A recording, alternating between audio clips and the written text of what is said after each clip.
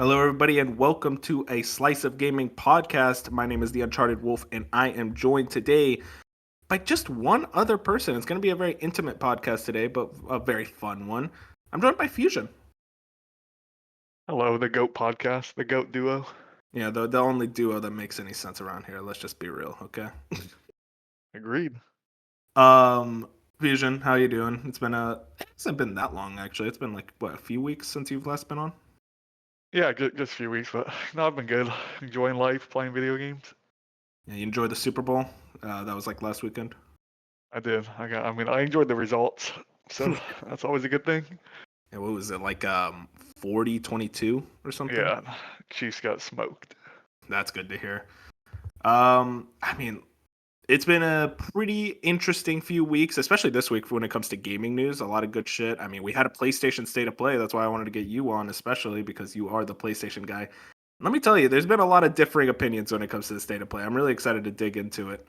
But before we do, if you guys want to find us, we're on YouTube, Spotify, Apple Podcasts, wherever your favorite podcasts are. We are on them. Like the podcast. Any type of support helps us. And follow us on Twitter and Blue Sky at A Slice of Gaming. But let's just get right into it. The PlayStation State of Play. We're going to do our recap. I've seen a lot of differing opinions. I saw a lot of people very high on the State of Play, but I see a lot of people low. And Fusion, I know where your position is. Why don't you tell the audience what you think?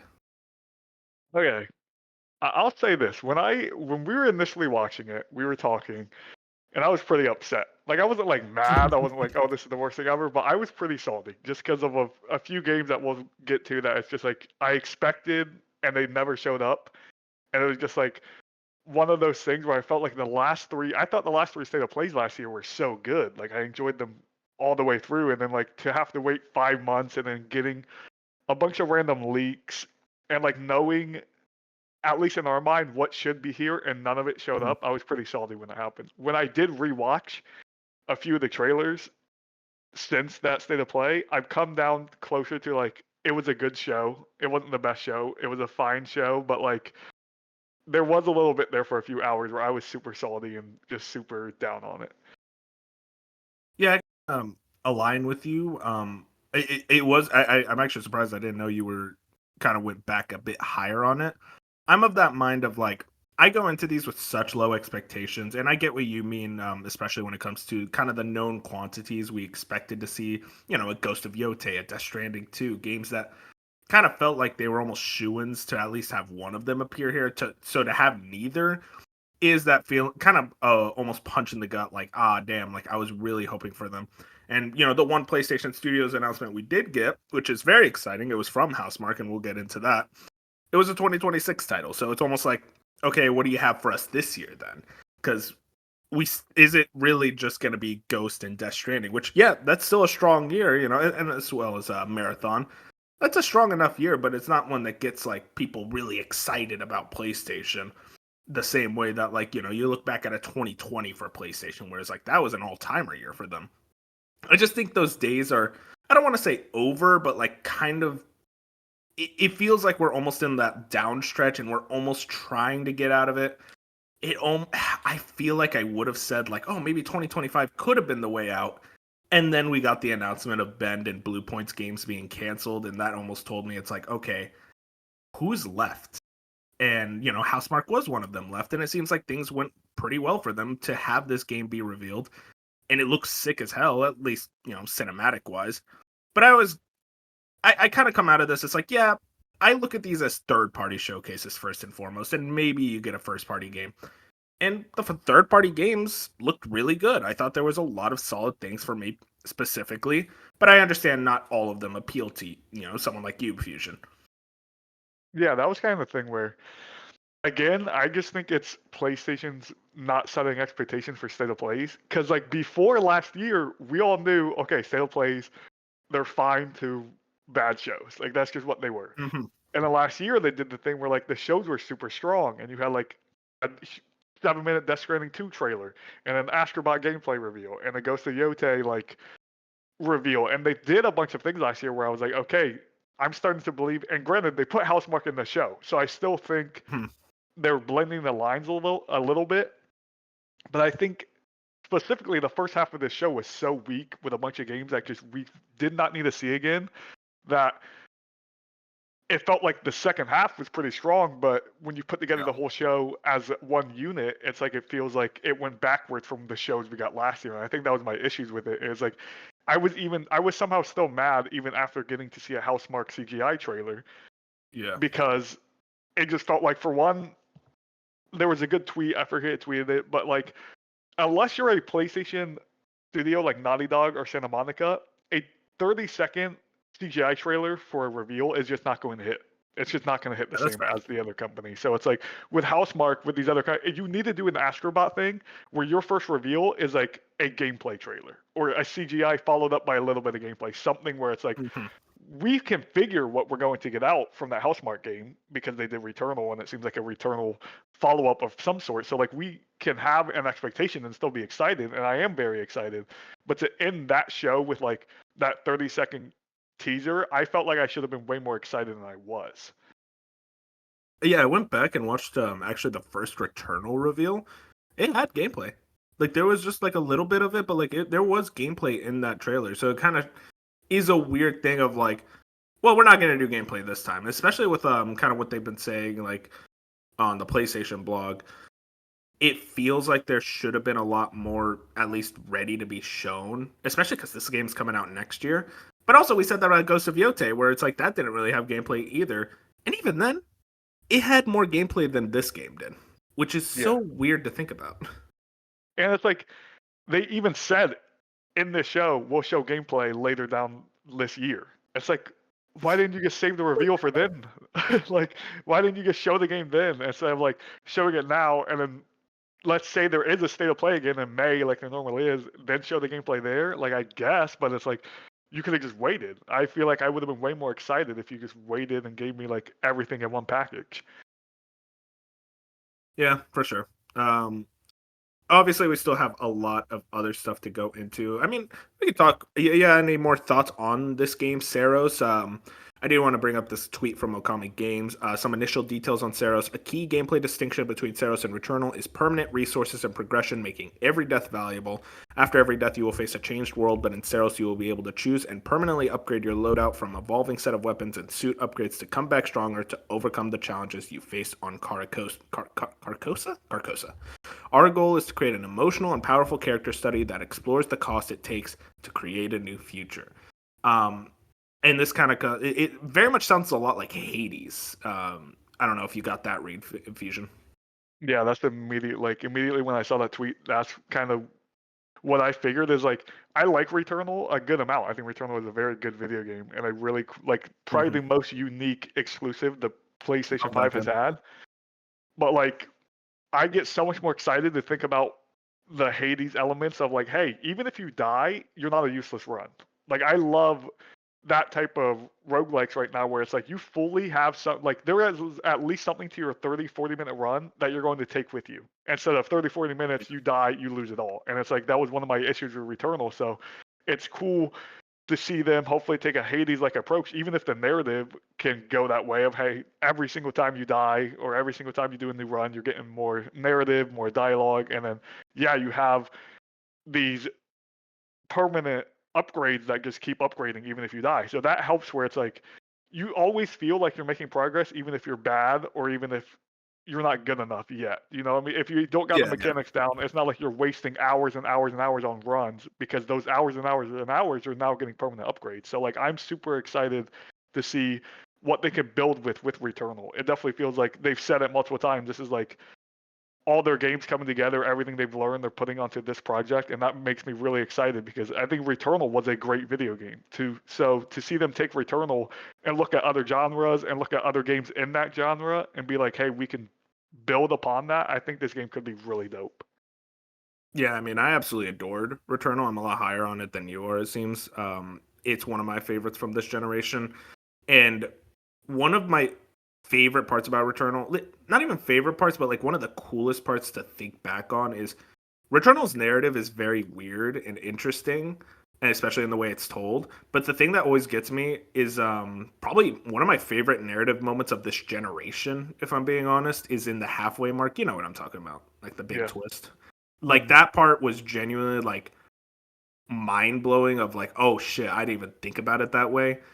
So to see them kind of very much immediately say like narrative is going to be a big element of how we're kind of telling the story in this roguelike sense gets me very, very ecstatic to see like, Housemark really break out and do something crazy. I don't think this will be their breakout title though, at least in terms of sales. I think critically it's going to be like very highly regarded and people are going to be very into it. But I almost think like when it comes to sales, it's like, well, if it's just going to be, very Returnal based, looks a lot like Returnal, I think it's still going to be around that 1 to 2 million range.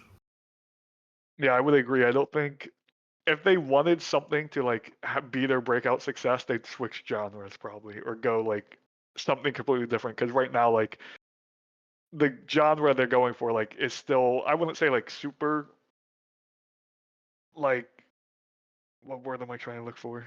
It's shoot 'em up. Like it's third Yeah, person shooter, but it's still like a shoot 'em up. So it's and it's semi like niche.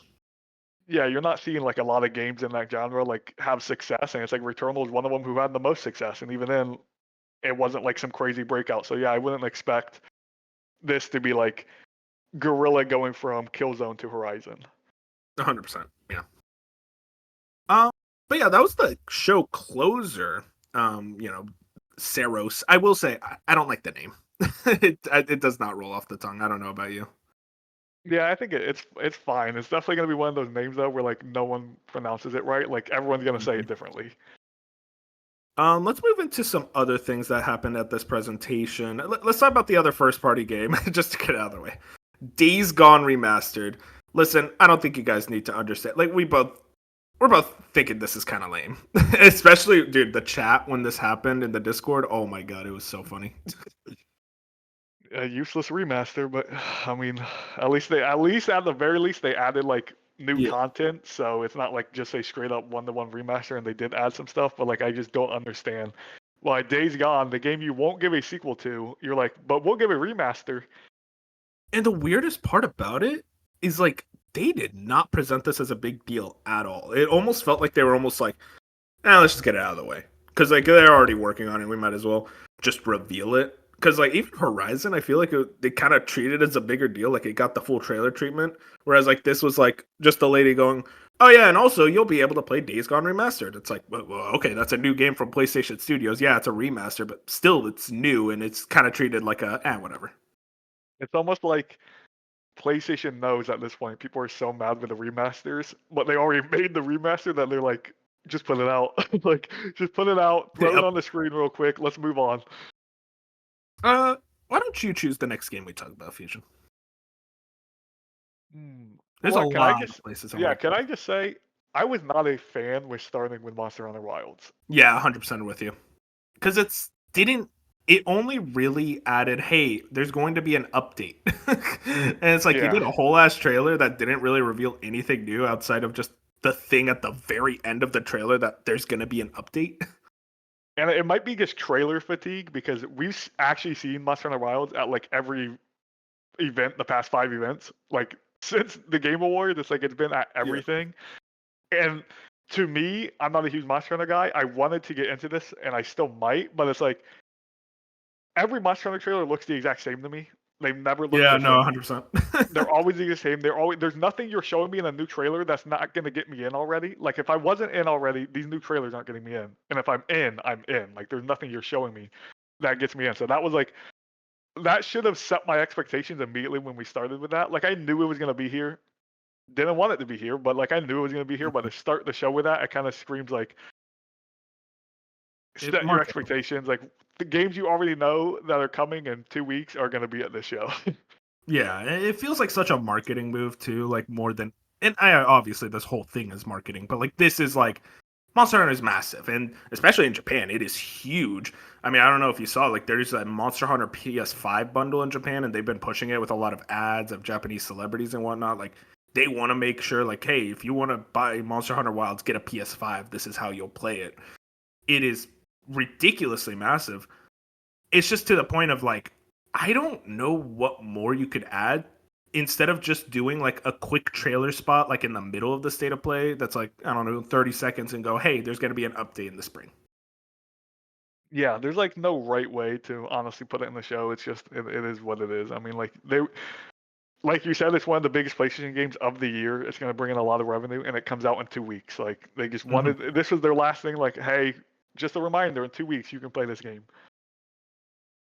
I'll go with. I'll be. Listen, I'll be the same person I always am. I'm gonna go with Metal Gear Solid Delta. This did leak a week ago. I didn't watch the leak trailer because I knew it was gonna be at the state of play.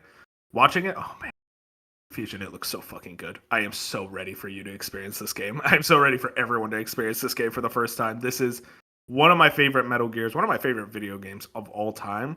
And just the boss fights, like they showed off all the like boss fights in this trailer to the point where I'm like, okay, you're kind of spoiling it a little bit. But like I get so ready to like, oh man, the conversation on Twitter and Blue Sky and everywhere about like the end, which I am so ready for people to understand like why that boss fight is so special. It gets me absolutely out of this world excited. And yeah, I mean, it's Metal Gear. It's like there's not much more to add. And also the Ape Escape mode is really sick. And very funnily, so the Ape Escape mode is on the PlayStation and PC versions. But then they're like, oh, but for you Xbox fans, you get to chase Bomberman, which I'll be honest, kind of lame. This this trailer was really good, but like you kind of brought up, like as someone who has no idea what any of these characters are, like, and I don't think like I didn't feel spoiled really, but Yeah. like Okay, that's good. I saw Blessing say it on Kind of Funny where he said this trailer was full of spoilers, and I seemed like you would agree. Like that trailer was. I Uh, haven't watched it back because I'm too scared to spoil myself now. But like I've seen a few people say like that was like a spoiler ass trailer. So I think it's mostly spoilers in the way that like I was kind of hoping to see some of these characters for the first time. Do you remember the guy with the flamethrower jetpack? nope. Okay, good, good. Okay, just never watch the trailer again. I was just say I have not watched the trailer again, and to be honest, I don't remember like any of the characters. I just That's remember like actually a few of the gameplay clips. So because that character is like one of my favorite moments in that game. I just like I need people to go into it unspoiled. So the fact that they showed it in the trailer, it's like no, it was such a crazy moment in the game when you see that character. But it's good to know. It's like just for like newcomers, it's like yeah, this wasn't really that spoilery. I guess just for us like Metal Gear fanboys, we kind of look at it. It's like I kind of wanted to see like my first time reaction to some of these characters, like re-reveals. But that got a date August. Hang on, I missed it. August 28th. By the way, shout outs to Jack, Jackie G, friend of the show.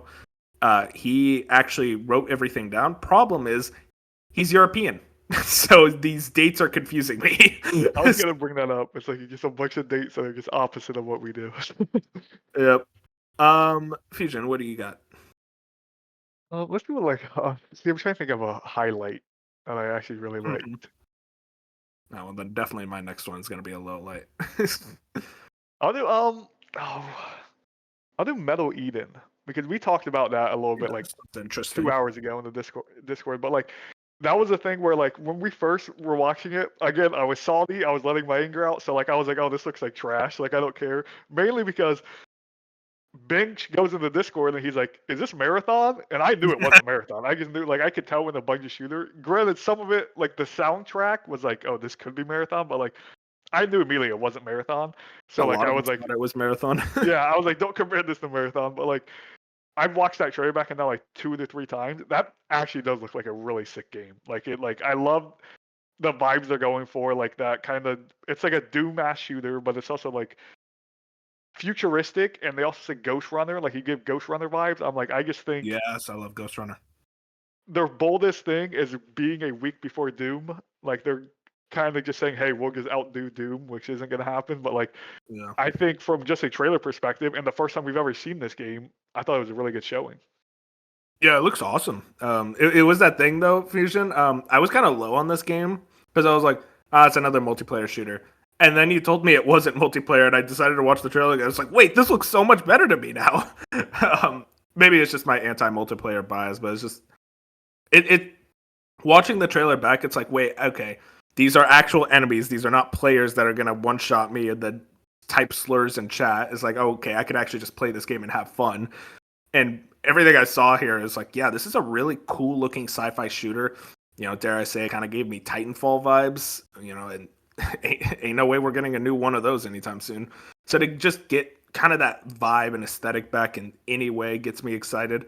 And also, like you said, it's like very Doom like in the way that it's very fast paced. It looked like, especially compared to the new Doom. Which, listen, I want to be excited for. I love Doom, but after that last Xbox showcase, I keep going back to that trailer, and I'm like, man, I don't think I like the way it looks. So to have a kind of Doom-like shooter, something more similar to Eternal, honestly, again, a week before, so it's like going to be hard to fit it in. But even then, like, I'm very interested to see how this game does.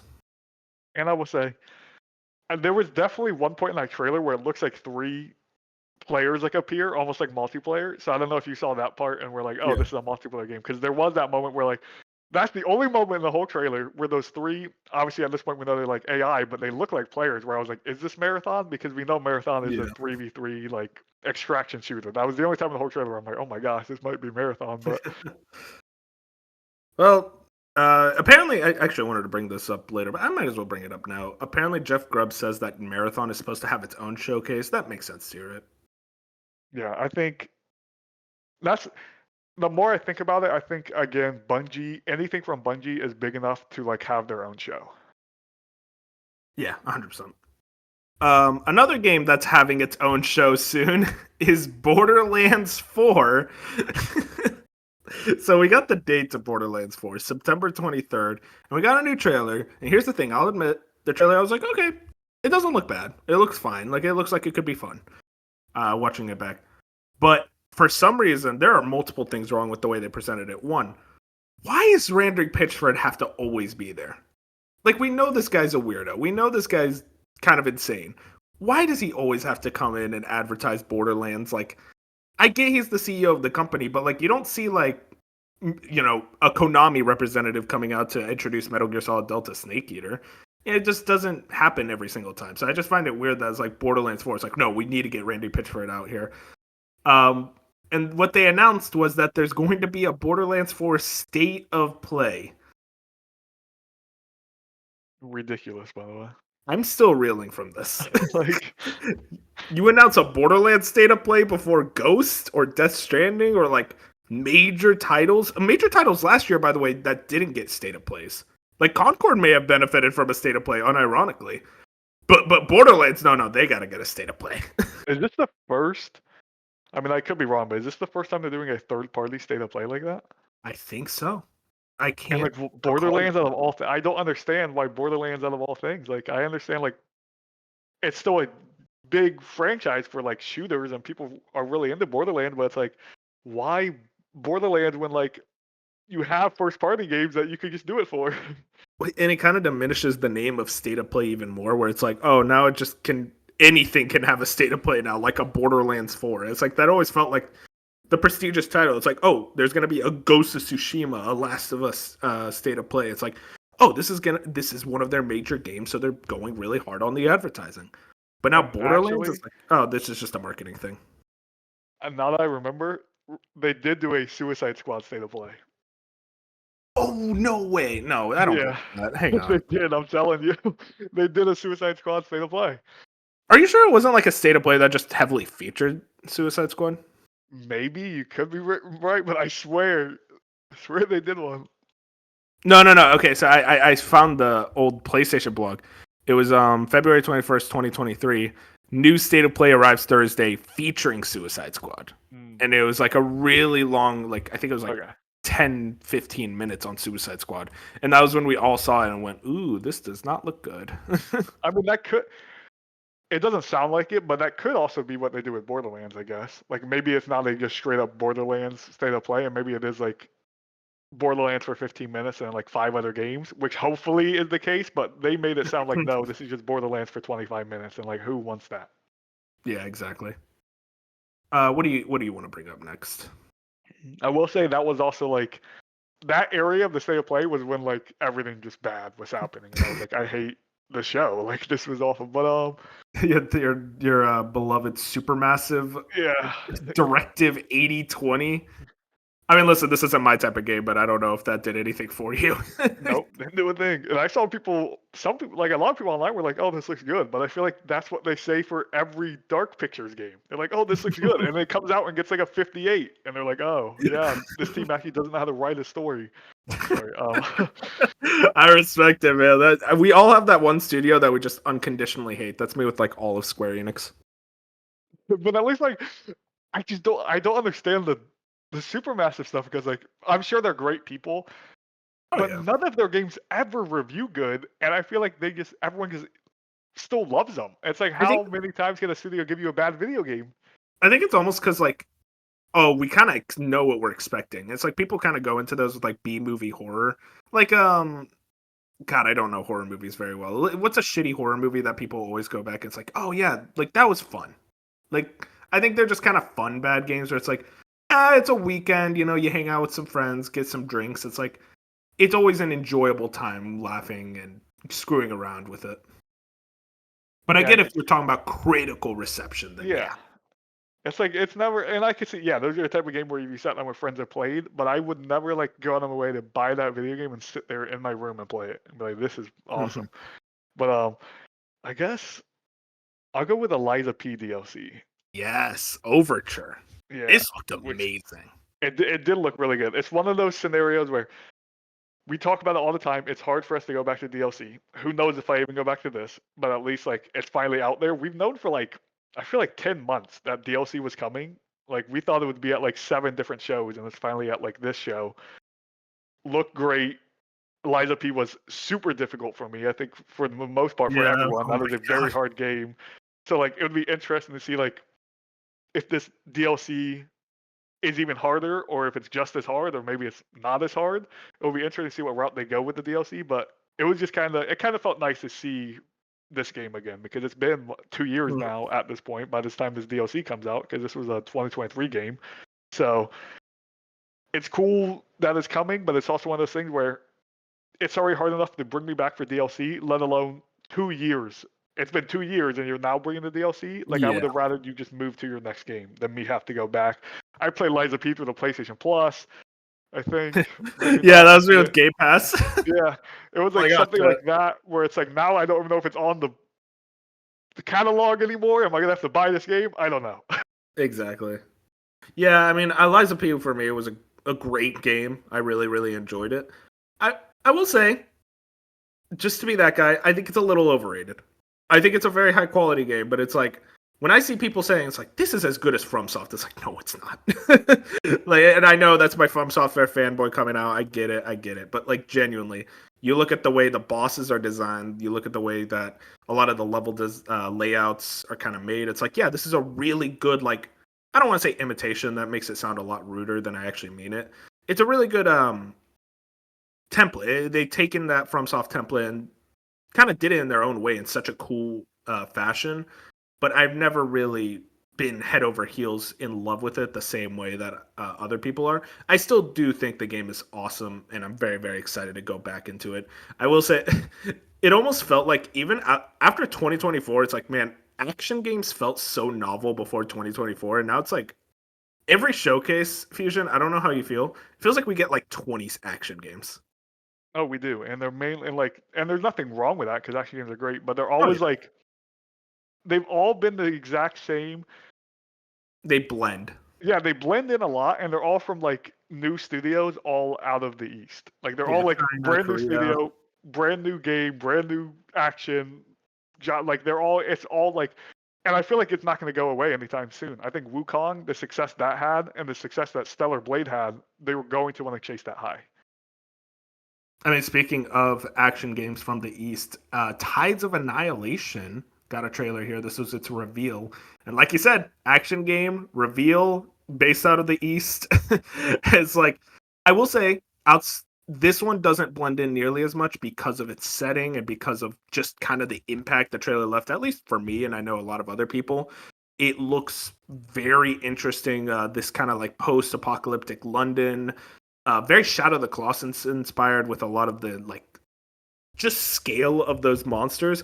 It was funny though. I was saying like this game looks awesome, and our producer Colin was just like, yeah, this is the most predictable thing. This is just Elden Ring with a lady. And it's like, hell yeah, man. I love that shit. I was super in on that. I'm excited. I didn't check out. They released 10 minutes of gameplay. What was it, last night? So I want to be able to go check that out. We kind of they said in development for PS5, and our initial reaction was like, "Oh, this thing's gonna take forever. It'll be years away." Apparently, they're aiming for 2026, so we'll see if they actually hit that. What? Wow, dude, is this game gonna come out before Phantom Blade Zero? Is that what I'm That'd be hearing? so funny. Wow. Would you Okay. did you have any thoughts on this? Yeah, I thought again I had to rewatch a lot of trailers because my first initial watch of the state of play, I was just mad and not taking anything at surface level. I did rewatch. I thought it looked good. I thought apparently the voice actor Shadowheart from Baldur's Gate is what Twitter was saying. Yeah, I don't know if Jennifer that's true. English. Yeah. Which she's a great voice actress, so like She's that's cool. amazing. I did watch the 10 minutes of gameplay a few hours ago, and it was very Final Fantasy 16 down, even down to like the UI. The UI is almost exactly like Final Fantasy 16, and it's like Hmm. that's cool. I really like that game, but I'm hoping the combat doesn't because we make fun of Final Fantasy 16 combat a lot, where it's like we could play that game with one hand on the hardest difficulty. Oh Like you yeah, just that's the go in word. there and you just spam the buttons and like they don't like that's what I'm hoping it's not going to get to that level. But that's my one worry when like you show me games that look inspired by Final Fantasy games. 100%. Yeah, it's one of those things. It's like I think combat is a lot harder than a lot of devs, a lot of people give it credit for. So to make like a combat system that's rewarding, difficult, but not like overbearing, that type of thing is a lot more difficult than you would expect. So to kind of see other developers kind of try to take a stab at it, it's like I'm always excited. I'm always gonna get excited for an action game, even if, let's be honest, there's like 50 of them, all from China and Korea and Japan, that all look the exact same. And guess what? I'm gonna play every one of I them. don't know if this is like a new conspiracy theory that like only I've ever thought of, but like, and maybe I'm crazy and it's probably gonna sound crazy, but I really do think that some of these devs out there make these spongy enemy character, like these spongy enemies and like these long combat encounters to make their games that much longer. To turn that Yeah. 15-hour game into 25 hours because every enemy has like a crazy amount of health. I think that's one of the reasons why a lot of JRPGs are as long as they are. Because they're just long in general, but then every combat encounter you get in is like an average of 30 minutes. And it's like, Combat takes forever. Yep. I wish combat can be so. That's the one thing that it's like the one thing that everyone tries to steal from FromSoft. FromSoft bosses, for the most part, never feel like they overstay their welcome. They hit Except God's hard. Skin Duo. Yeah, yeah, true. It's like they hit hard, which is how it should be, but they Of don't course. always have some crazy amount of health. They always have a health bar that you're always like, oh, this makes sense. Reasonable. Like, yes, a reasonable health bar where it's like a lot of games they just feel like, oh, you want a hard game or you want like a longer game, a difficult game, we'll just super up the health of these enemies. They're not Hmm. going to do much more damage to you than they would on any other difficulty, but you're going to have to hit them with the same abilities 14 different times and wait for a cooldown. And it's like that is so annoying. At this point in my gaming life and what I like in combat, it's so annoying. Like I would rather Uh-huh. a super hard boss that like I have to parry, do a bunch of other things that last 5 minutes than something where it's like I'm doing the exact same thing to you over and over again, and it's only difficult because it's 25 minutes. Dude, I mean, like you bring that up, it's like I remember fighting the final boss of Nine Souls, and that boss is brutal. And what's interesting is that when I beat her, um, I recorded the video on PlayStation, and it was like a 5 minute fight. And it's Yep. like it felt way longer than that.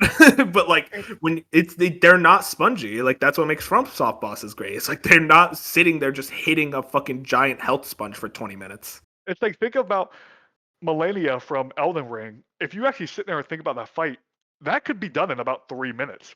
Like Oh you know yeah. what I mean? Like you could get it done, but it's the point of it's an actual hard boss where you have to counter mechanics and figure out what you're doing to like that's the part that makes it hard. But if you ace it, you're there in 3 to 5 minutes and you get it done. And you look back on your recording or you look back on your run and you're like, wow, that was not nearly as long as I thought it was. It just feels long because of how well designed the boss is. Whereas like Final Fantasy 16, I love that game, not trying to hate on it or bring any hate. It's like some of those bosses lasted actual 40 minutes. And it's like wasn't hard at all. Why am I here for 40 minutes? There was points of that game where I was like, I am still fighting this boss. I'm gonna go get a drink. Like this is taking way too long. I am getting bored. So it's like I hope it probably will never happen because again, my conspiracy is that devs know, hey, let's. It's a way to pad your game without making it feel like padding. Where it's like, okay, we're not adding fetch quests, we're not adding cutscenes, we're just gonna make your combat encounters that much longer, so it can add hours and hours and hours to this game. So we can sit here and be like, hey, $70 game, 40 hours, and say $70 game, 20 hours. Like they can get away with it, and I feel like so I don't think it's ever gonna change. But my favorite combat systems of all time are ones where it's like you versus something, and the fights don't last long, but you have to perfect what you're doing. Yeah, you're constantly thinking about every little thing that could add up to the fight that leads to victory or defeat. It's incredible. Um, Next one I want to bring up, Mind's Eye. This is Leslie Benz's new game. This is if you don't know, he was a very instrumental part of the Rockstar team of the GTA games, GTA 1 or not GTA 1, GTA 3, Vice City, San Andreas 4 and 5. Big part of Rockstar North. I will say this trailer, I'm into the premise. I'm into the vibe. I'm into the idea of like, oh my god, like another more GTA clones. That type of thing gets me excited. It feels off. Something about this game feels so off to me to where I'm like, I don't know if I should be excited. Like I should be on paper excited. Everything about it is like doing it for me.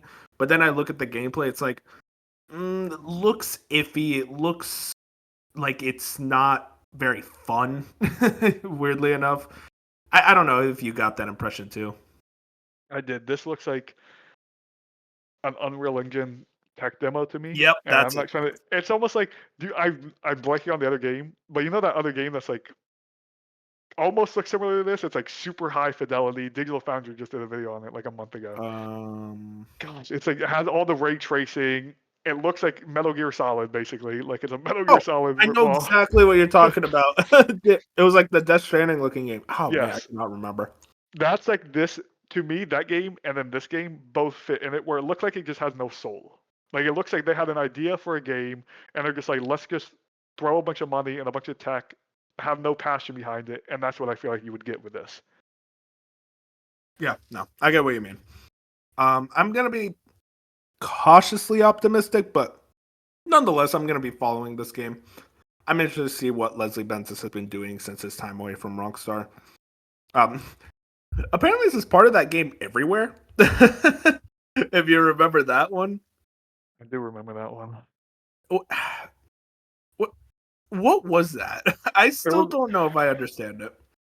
as far as I know, it was like almost like everywhere was a game, but it was also like an engine you could build games in, almost like an Yeah, Unreal Engine. Like you could be like, hey, your game can be made in everywhere, which is like that's what this game is. Is like this game is built in everywhere, so almost like Dreams, kind of, almost like they took Dreams and were like, we're gonna do Dreams again, but like not give it to the public because as far as I know, like everywhere, like you can't use that right now, you can't touch it. So like there was like an I don't know NFT exactly what it thing. is, but it's very odd. There was like something related to NFTs when it came to it, right? Yes, and it's like a metaverse. Like it's supposed to be one of those metaverses where Yeah, it's like online and you're supposed to be able. Yeah, it's like one of those things where that's who it. Yeah. knows if it ever goes anywhere, but here we are. I mean, listen, if Mind's Eye comes out and it sucks, it's gonna be a very comical fuck and bad game. It'll be like funny to at least look at. But I don't know. I want to be optimistic. It's just I get what you mean about no soul. It almost this is a really shitty comparison. It kind of reminds me of Crime Boss Rock City for some reason, where it's like, look at the names we have behind this thing, and then the product kind of comes out and it's like, oh, this is kind of mid. Yeah, I mean, no, I can. Yeah, I can see that. Anything else you want to bring up? Still got a good amount left. We do. I mean, I'm gonna shout out just because Moon really liked it. Darwin's Paradox. Yeah, I was really into this I too. haven't rewatched this trailer, so like I need it. Moon just kept saying it looked like Stray, and to me, I was like, this gives Inside vibes more than Stray. But Yeah, it's way more straight. Or I, inside. yeah, I would Yeah. say this felt like way more Inside. I was like, I didn't get Stray anything other than like it being an animal, like the octopus or whatever it is. So it's like I think it's cool that I haven't Konami watched it publishing again, it. but I know people are really excited from what they've seen. Yeah, it's cool. Konami's publishing it. It seems to be a smaller, quaint game. I'm into the vibes. I like Inside, obviously, a whole lot. You do too. I'm just, I think it's like that idea of like a more puzzle platformer, kind of sticking around with an octopus. I think it could be fun. I feel like this could be a fun, like, $20. Just play it for the weekend. It's like, oh, okay, I don't regret that. Yeah, Honestly, hopefully. seems like a good Game Pass game. Did they Um, say it was in PlayStation Plus? Or no? I no, they did not. Or Okay. did they? I don't think they did. I'm I don't I'm think they searching. did. We didn't see it. Honestly, like I looked back, it was like a 20-second trailer. It was like this Yeah, it is was very not long. short, Yeah. but it looked cool. I think it'll probably be like at a like indie showcase or something. Next, I want to bring up Onimusha Way of the Sword.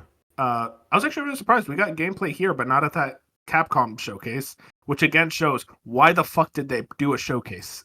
I Like mean, it was really, that showcase was so bad. I didn't even talk about it on the podcast. That's how bad it was. Um, but they actually showed gameplay here, and they also did a release date and trailer for Onimusha 2, which I'm excited for. That's a new remaster for that game. But when it comes to this new Onimusha Way of the Sword, I'm into what they're doing. It seems like it's a lot less Souls-like, kind of like generic. I don't want to say generic action, but like action combat that we've kind of been used to the last couple of years. And it looks a lot more inventive in the way that you're kind of utilizing your environment. Like you see him like kind of pushing tables, throwing tablecloths, kind of fighting like kind of like a menace. Like it's like, oh god, this guy's like weird and crazy, and like his it's the type of thing like you hear stories about, like, oh, the samurai who would like use everything around him, like improvised items in D&D, that type of combat style, which I'm really into because I don't think we've really seen that done well in a video game. So I'm excited, like a lot more excited. I was already pretty excited, but like this trailer really did it for me. How about you? Yeah, Onimusha is like a franchise I honestly was not familiar with until the Game Awards. Like I've always heard about it, and like my older Mhm. brother has played them, so like, but I've never been like, oh, I need this back. I used to remember Tim Geddes would like wanted it forever, Oh so yeah. I was happy when it was gotten out. But I did like the remaster. Honestly, no interest in. Like that's just not something I care about. But the Way of the Sword, like the new one that's coming, that did look really cool. And I didn't understand. Are they all like a little bit goofy? Because this trailer had like a goofy vibe to it, like the I don't know little much about smirk and Onimusha like either, okay, and but like the little jokes he made. Gene Park was actually mentioning it's like the character is actually based off a Kurosawa film character, a film actor. I forget his name, but like the whole point of him as a character is, oh, he starts off this like really goofy, roguish type, and then by the end he kind of becomes this steel-hardened samurai. It's like that's kind of the Kurosawa samurai film must. So it's like this is in a lot of ways, like Gene Park was actually saying this. I don't know if I fully agree, but I'm interested in seeing like where this goes. Of, oh, this would be a lot more accurate to Akira Kurosawa's like filmmaking styles than Ghost of Tsushima is. Okay, okay, so yeah, so I like the vibes. I thought yeah, combat looked fun, like it looked cool, Mm-hmm. unique, and I think it can hit. I'm actually surprised how much we've seen of it since the Yeah, reveal. Like really. this is the third time we've seen it, and granted, it's not a lot every time. It's a little snippet of gameplay here and there. So like, I hopefully they take a little bit of time off from showing us it, and then next time we see it, it's actually like 5 to 7 minutes of gameplay. They just show us some gameplay. They show us Yeah. running through a mission or something. Maybe Summer Game Fest, who knows? But like, it looks pretty far along for it being a 2026 game. Do you believe Bench's theory that they will undelay it, or like the opposite of delay and push it Mm, forward to 2025? Um, I don't believe that. Okay. Just because, like, especially because Capcom already has Monster Hunter this year. They need nothing Yeah. else. They Truthfully, would. they don't need anything else. So I could see them next year being like, hey, we're gonna put out Onimusha and hopefully the next Resident Evil game, and that will be like their 2026 slate, and then 2027, who knows? But like, I don't think they would push this up. The only way, for some reason, if they did, is if like they were targeting first quarter of next year, and then GTA was like, actually, we're first quarter next year. Maybe like very rarely, but like maybe they're just like, let's move away from GTA and go in like November. But like I no, I don't believe that. I don't. I know some games have moved up like that, but like it's super rare. I will say, you brought it up. It was funny that the only thing people were talking about with Borderlands 4 is, oh, this narrows down the release date for GTA 6, which I just found funny. It's like, damn, no one had any thoughts on Borderlands 4. It's just like Borderlands, not a franchise I've ever been into. It's I played Borderlands. Tiny Tina, but like every Borderlands looks the same. It sounds like Borderlands fans are just already tired of the franchise. I don't understand why they keep It was making that them. Yeah, it was that thing, Fusion, where like I platinum Borderlands 3. I really enjoyed that game from a gameplay standpoint. I didn't give a shit about the story, but it was that thing of like, all right, I'm good. No more Borderlands from now on, and I think I'll be fine. It's like they keep making them though, so um, I guess I want to move into. Oh, actually, it's your turn now. If you have anything else you really want to shout out, Um, because we're now at the point where it's like, okay, maybe start listing stuff off. yeah, I will say just to throw in, I'll throw two things out here real quick. Okay. Split Fiction, I'm excited for it. Had Yeah. no reason why I was here. Like that trailer did nothing for me. I feel like it was just another one of those things where like, here's this game that's coming out in less than a month. They showed it for a minute, whatever. Um, but Hell is Us got a release date, and Yeah. I am continued to be like interested in it, but also like there's something pushing me back for some reason. I don't know why, but it still looks super cool every time I see it. Like just like the vibes, Yeah. the way it like almost looks like Death Stranding, but obviously isn't. But obviously it has to take some type of inspiration. Like it's very Kojima, where it's like Uh huh. if it hits, it could be really cool. But if it doesn't hit, I feel like it's one of those things where it's going to be an actual flop and be very bad. But like every time they show it, every time it shows up, which happens to be like I think every PlayStation State of Play in the last year, like it's always Yeah. here. It looks really cool, and I'm happy it got a release date. I don't know if you saw this. Andy Robinson brought this up. I don't know if this was known before actually.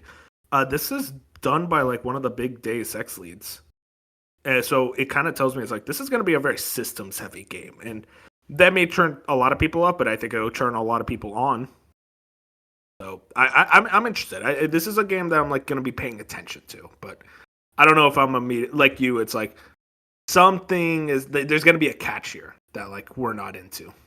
And it comes out a few days after Metal Gear, so Yeah, no, that's a skip for me at day one for sure. yeah, I was saying it's definitely one of those issues where it's like you're releasing a little too close to a game that like everyone wants to play.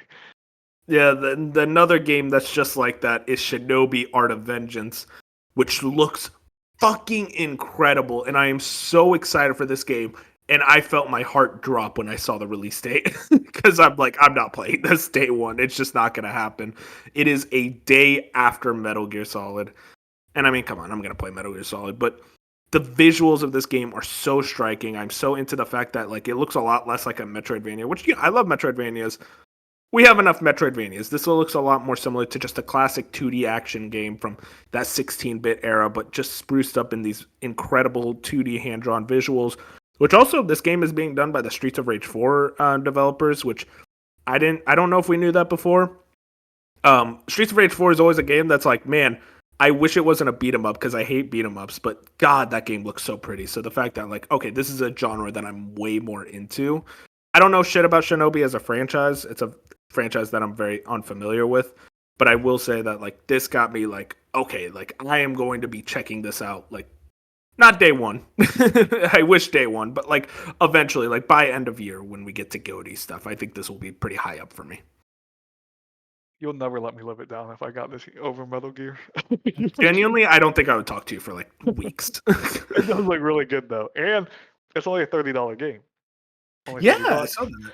It's actually That's cool. already if anyone uses Steam, it's already has a 10% sale, so you can get it for $27 right now. Why does that Um, keep happening? Like, have you noticed how many games have been doing that? Like, I on don't know what Steam, it is. yeah, it happens a lot on Steam. I don't know exactly why. Maybe some contract with Steam, but it happens a lot with smaller titles. Like Citizen Sleeper 2 was another one where it's like Yeah, I think it's one of those things where these smaller studios probably want a lot of like day one impact. So they say there's probably some math behind it where they're like, hey, if we put 10% off, this amount of people will like say, hey, because it's 10% off and that stops after day one, I'm going to pre-order it and get it now.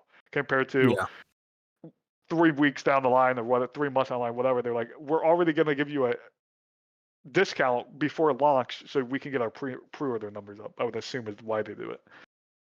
100%. Two games I want to bring up. Two more games.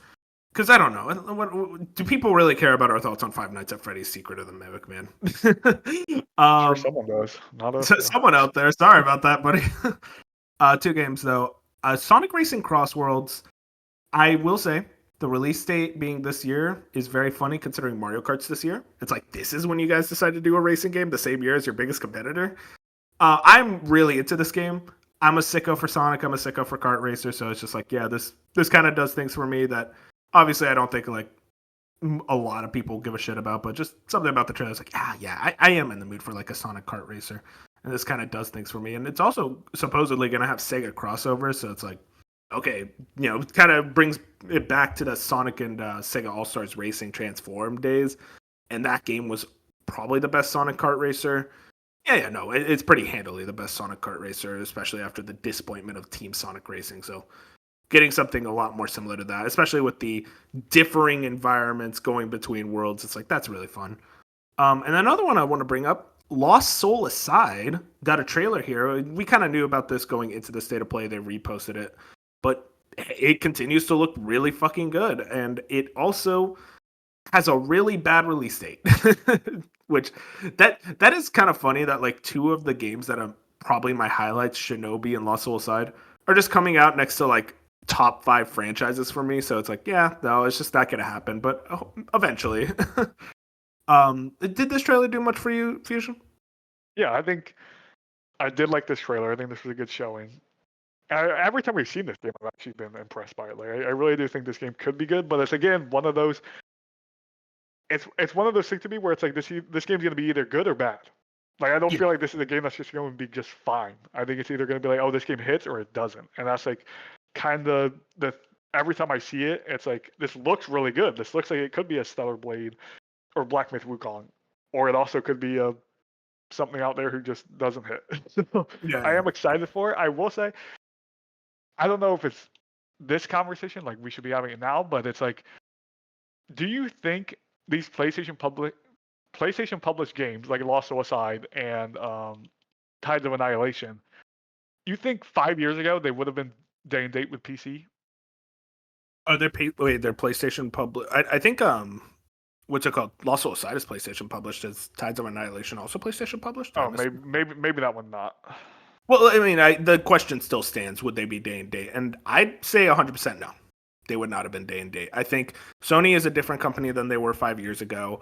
They kind of realized that a lot of console sales are semi-plateauing. Now, I say that our next story is going to talk about how the console sales have grown, but even despite that, they want to look at different avenues for revenue, and one of those avenues for revenue is PC. And they kind of realize it's like the PC audience is different from the PlayStation audience. Like you're not going with the same people anymore. You're going with a completely different set of people that play shit like fucking Among Us all day because they're weirdos. No offense, Fusion, but Whoa, I don't play that. I'm making fun of PC gamers. Yeah, But I I do wonder if like if this strategy is worthwhile for them if they do want to de-incentivize the console. But at the end of the day, you want to know what people buy the console for?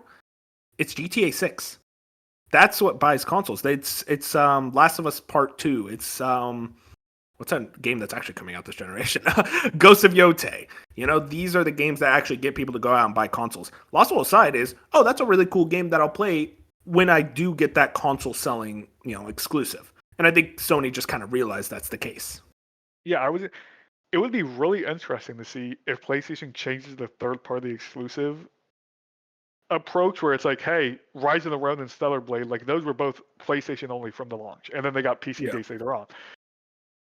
I don't think it's a bad idea for PlayStation to say, hey, these third-party games like Stellar Blade, like Lost Soul Aside, these games are going to be PlayStation and PC day and date. And Yeah, then our just first fuck party, Xbox. yeah. And then because at the end of the day, PlayStation doesn't care about the PC community like overcoming the PlayStation. They care about Xbox. So at the end of the day, if they're just like, this game is only on our console and you have a console, you can only play it over here, who cares if the PC players play it? And again, if it's PlayStation published or any type of PlayStation contract, those PC sales help PlayStation out.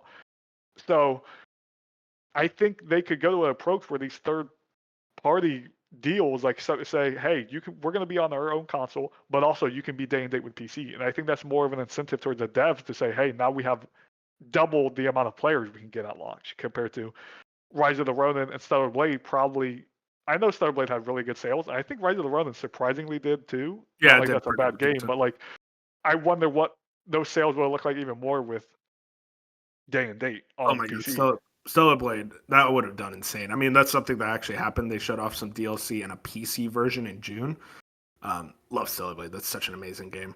And I think it would have done incredible on PC day and date. And I think when it comes out in June, it's going to do really well on PC, but I don't think it's going to get the same numbers as it would have done if it was day and date. Because I think Yeah, you give, for lack of a better word, you give people time to regret their decisions. You give yeah. people the time to go, actually, I don't really want the game that badly. I can wait, like on a sale at that point. Versus if you did day and day, it's like, well, damn, I need to play this immediately because you give time for reviews and like other people to have their impressions over time. And it's like over a year span, you're like you lose interest in the game. Versus when it was just coming out, it's like, well, I got to play this immediately because I'm so into this. It's like Silent Hill 2 remake. Can't play that on Yeah, Xbox, but it was day and date with PC. And it's like, and that helps these.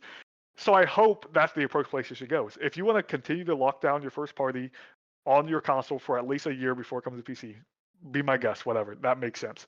But I'm hoping we know PlayStation loves third party exclusives, and they came out and have said it multiple times, like we're gonna have more of those. Like that's not going away. I'm hoping as a mainly PC gamer now that I still play my PlayStation exclusives on my PlayStation, that like at least the third party stuff will become day and date on PC. So I at least have the choice. Hey, do I want if it's a good PC port, I'm gonna run it on my PC. If it's fine on PC or buggy, I'll run it on the PlayStation. yeah, exactly. It's just I think a lot of people, and you know the jokes are gonna keep coming. The PS5 has no games. Yeah. Listen, guys, I don't give a fuck about exclusives anymore. Just give me the fucking games. That's all I care about. I don't care if it's PC, if it's Xbox, if it's Switch. God bless if Ghost of Yotei can run on a Switch One. Okay, like, but if it's all day and day, whatever, like it de-incentivizes the console. So I would look at it from a business decision of I'm not sure what the strategy is at that point. But as a player, I don't care. Put them on everything. Like it doesn't matter as long as the game is still fun. Yeah, I agree. Um, but yeah, I guess that's everything that I really wanted to go over with the state of play. Unless there was like one or two games, but I think we pretty much went over everything that we're personally invested in. Unless there was the 2K Island for WWE. Oh man, someone's Like, upset we didn't talk about that. I just don't understand why I was here.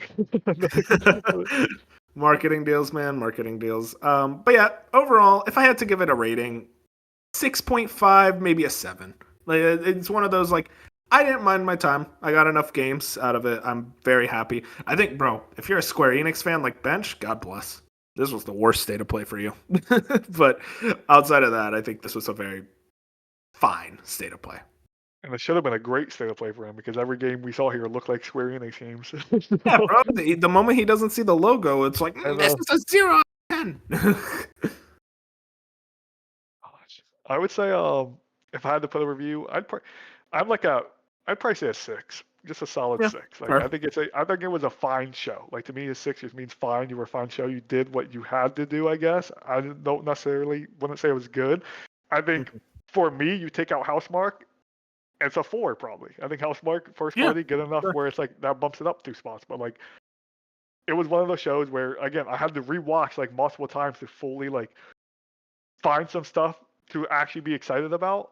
That first initial watch, I felt like I was Homelander in the movie theater with the boys. It was just like, what am I watching? Like this just felt, I don't know. Again, there was the games we expected were not here, and the games that like we half expected were also not here, and then the games we didn't want to see were here.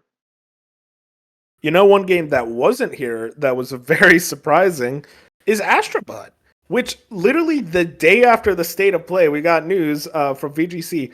Astrobot is getting 5 new levels in a PS5 Pro patch starting today, today being February 13th. This is Andy Robinson. PlayStation Astrobot is set to receive a further 5 new levels as well as a PlayStation 5 Pro patch. The 5 challenging stages will appear in a new Vicious Void Galaxy with one released each week starting today, Thursday, February 13th. The 5 levels will appear on a weekly basis as follows. Now stick with me here. TikTok Shock, Thrust or Bust, They have to know what they're doing. Cockadoodle Doom, hard to bear, and armored hardcore. I love Team Asobi. They're doing the Ratchet and Clank thing. They know what Yeah, they're doing. exactly. Yeah. Alongside the new levels, the PS5 Pro patch will also be released today, featuring quote a constant best resolution while still running at 60 frames per second. That PS5 Pro patch is funny because it's like that game runs perfectly. Like, how do you improve it? But I would say it is probably the most polished PlayStation exclusive like ever. There's not a single issue with that game. we both love Astrobot Fusion. You know, both of ours Game of the Year, and also garbage award show, but it won Dice Game of the Year. Not surprising. But it's I'm very happy that Astrobot is kind of getting the respect it deserves, and it's getting more free DLC. I will say, waiting for that paid Galaxy. I still think the paid Galaxy is going to happen. I really thought it would be announced here. It kind of tells me it's like, okay, if there is going to be paid DLC, maybe it's going to be around like the May showcase era. You think they do a thing where it's like, you think it's too far to say, hey, 1 year anniversary paid DLC? Like would they say that the day release. of? Oh, the No, release? I would say like, say reveal it in May or something, or even like, do you think they would be like, hey, a year, like reveal it in May, be like, hey, our 1 year anniversary, we're gonna put this out there, or do you think that's too far for DLC?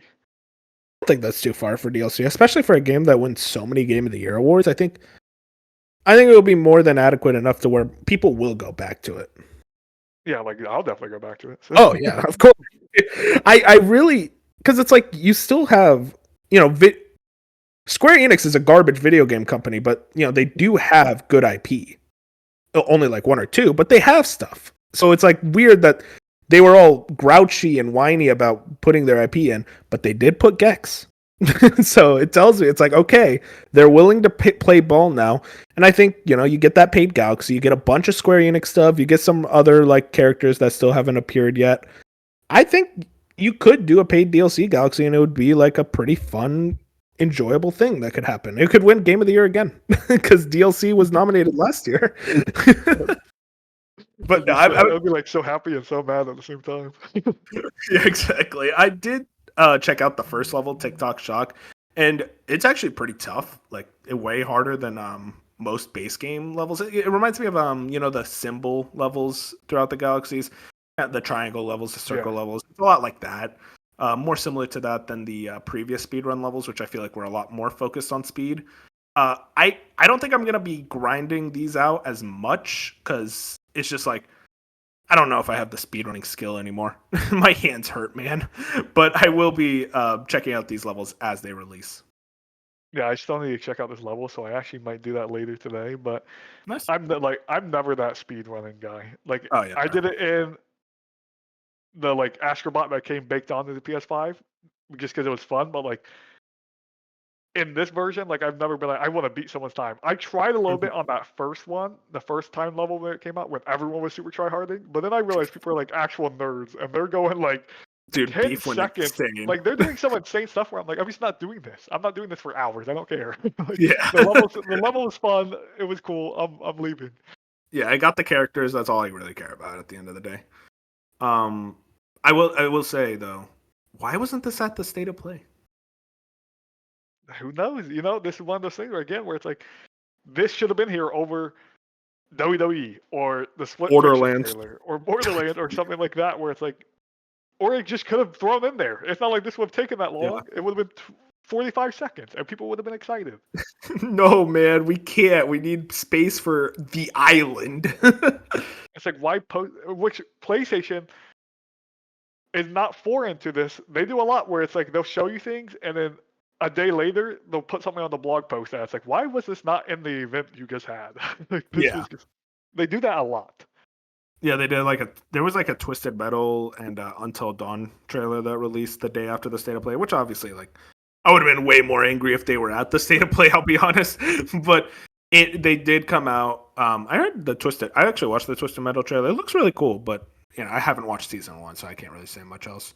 But it is interesting that like PlayStation keeps doing this thing. You remember the showcase that came out right before the the PS5, where like it had Demon Souls and it had all these games, and then the end of the trailer like there was no date, And then afterwards on the PlayStation blog, oh, Demon Souls is coming out on launch. Sackboy: A Big Adventure is a launch title. All these games were launch titles. Like, why didn't you put that in the actual showcase? I was Like that? about to bring that up. Oh my god, that was such an. I remember that was they did 2 showcases in a row, basically, of Yeah, a and it's like, PlayStation blog showcase. and they've done, and that's not the first time. I mean, that was basically the first time. That's not the last time they've done that exact same release date. It's like they'll show a game and then you don't know the release date until you check the blog post. And it's like Yeah, no casual fans checking the blog post. So I yeah. don't understand why you're doing it. It tells me that trailers are very pre-baked and they kind of sit in the oven for a while. So it's like, it takes too long to set it up. It's like, yeah, but no one's checking the blog post. You want as many eyes on these things as possible. And you have way too many times where you have you invite people on the state, on the broadcast. They could announce it. If it's not in your Exactly. trailer already, have someone after be like, hey, and this is out this date. 100%. Weird. Sony being weird. Nothing's too surprising. But speaking of Sony, we're going to stay in the realm of PlayStation for this tweet from Shinobi. PS5 has best ever holiday period, reaching 75 million consoles shipped. This is Q3 2024 results from October to December 2024. There's some interesting bullet points to kind of pick at. PS5, 75 million consoles shipped, nearly in line with PS4 at this point. 9.5 million consoles in the quarter, second best Q3 on record, and the best quarter ever for PS5. Hardware up 16% year on year from 2023. Game and Network Services division were up 12% year over year.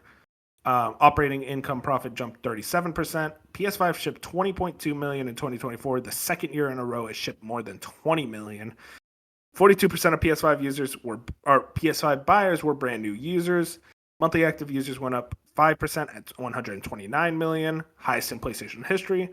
And then there's more bullet points from there, but just from the financials, I mean, PS5 is doing very well. When it comes to the pure sales data, one interesting stat that I think Tom Warren brought up, it sold 9 million in the quarter, which is a third of all Xbox Series X sales, which is oof. That just tells you it's yeah, maybe that's why Xbox is doing that. This is an Xbox thing. Yeah, it's it was also funny that a week ago when Take-Two came out and they were like, GTA is going to help the declining console sales, and then PlayStation just what declining console sales? Yeah, they're more than fine enough. They're like, don't talk to us about declining console sales because we're only going up. So Yeah. which is so insane to think about these numbers right now, and there isn't a GTA for people to buy a console yet for. I mean, I'm not gonna say they're at what? So you say 75 million? 75 million consoles shipped. Yes. Is there's a real chance PlayStation 5 could hit 100 million end of year. I mean, that's a big number. They've sold 20 million the last 2 years. You don't think GTA can give them an extra 5? Yeah, that's true. You're right. Oh, damn. Which is absurd to think about. That is so interesting to think about as well. It's you see all these companies and people in the games industry and analysts talking about GTA is going to be a major pivotal game for this generation that's going to increase the kind of plateaued console sales, this and that.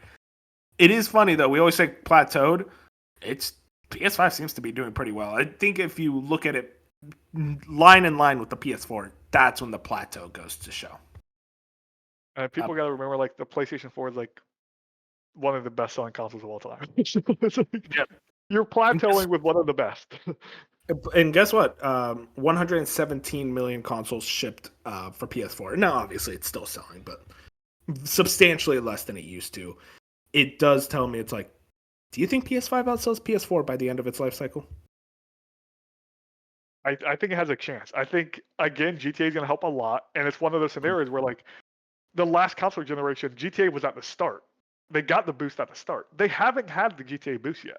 That's still coming. Sure. And it's also a thing where it's they haven't had that huge, this is PlayStation 5 only. I guess Spider-Man 2 was one of the bigger ones. Yeah, that was a big one. Wait till Intergalactic comes out. Wait till something like that where it's you're full, those type of games are going to hit you multiple millions of new consoles. And it's those multiple millions add up when Intergalactic's out. Housemark, probably 5. God bless them. People. Hey, we'll like the game. Exactly. But it somehow Corey Barlog's next game hits the end of the cycle. Like things like that. I think those are the things that are gonna even bring the extra millions that add up over time, where people are already buying the console every single day. That's just Mhm. naturally how the market works. And then you have GTA. I really do think it has a chance to pass PS4, which is insane to think about because for us, for the hardcores, from a PlayStation fan perspective, this gen has been like pretty underwhelming. Like they've had really good games, especially third party, but from a first party perspective, it's not even close to the PS4 right now. But again, the We're in the PS4 for first those half. first few years, yes, Yep. were like it wasn't that crazy. It's like so imagine a PlayStation. Imagine if somehow PlayStation could do a PS4 second half for the PlayStation 5. Yeah. And it's like that would just it would be insane. And I don't think they'll reach that heights. But even if they can do 70% of that, I think they would outsell the PS4. So much doom and gloom around the PlayStation brand.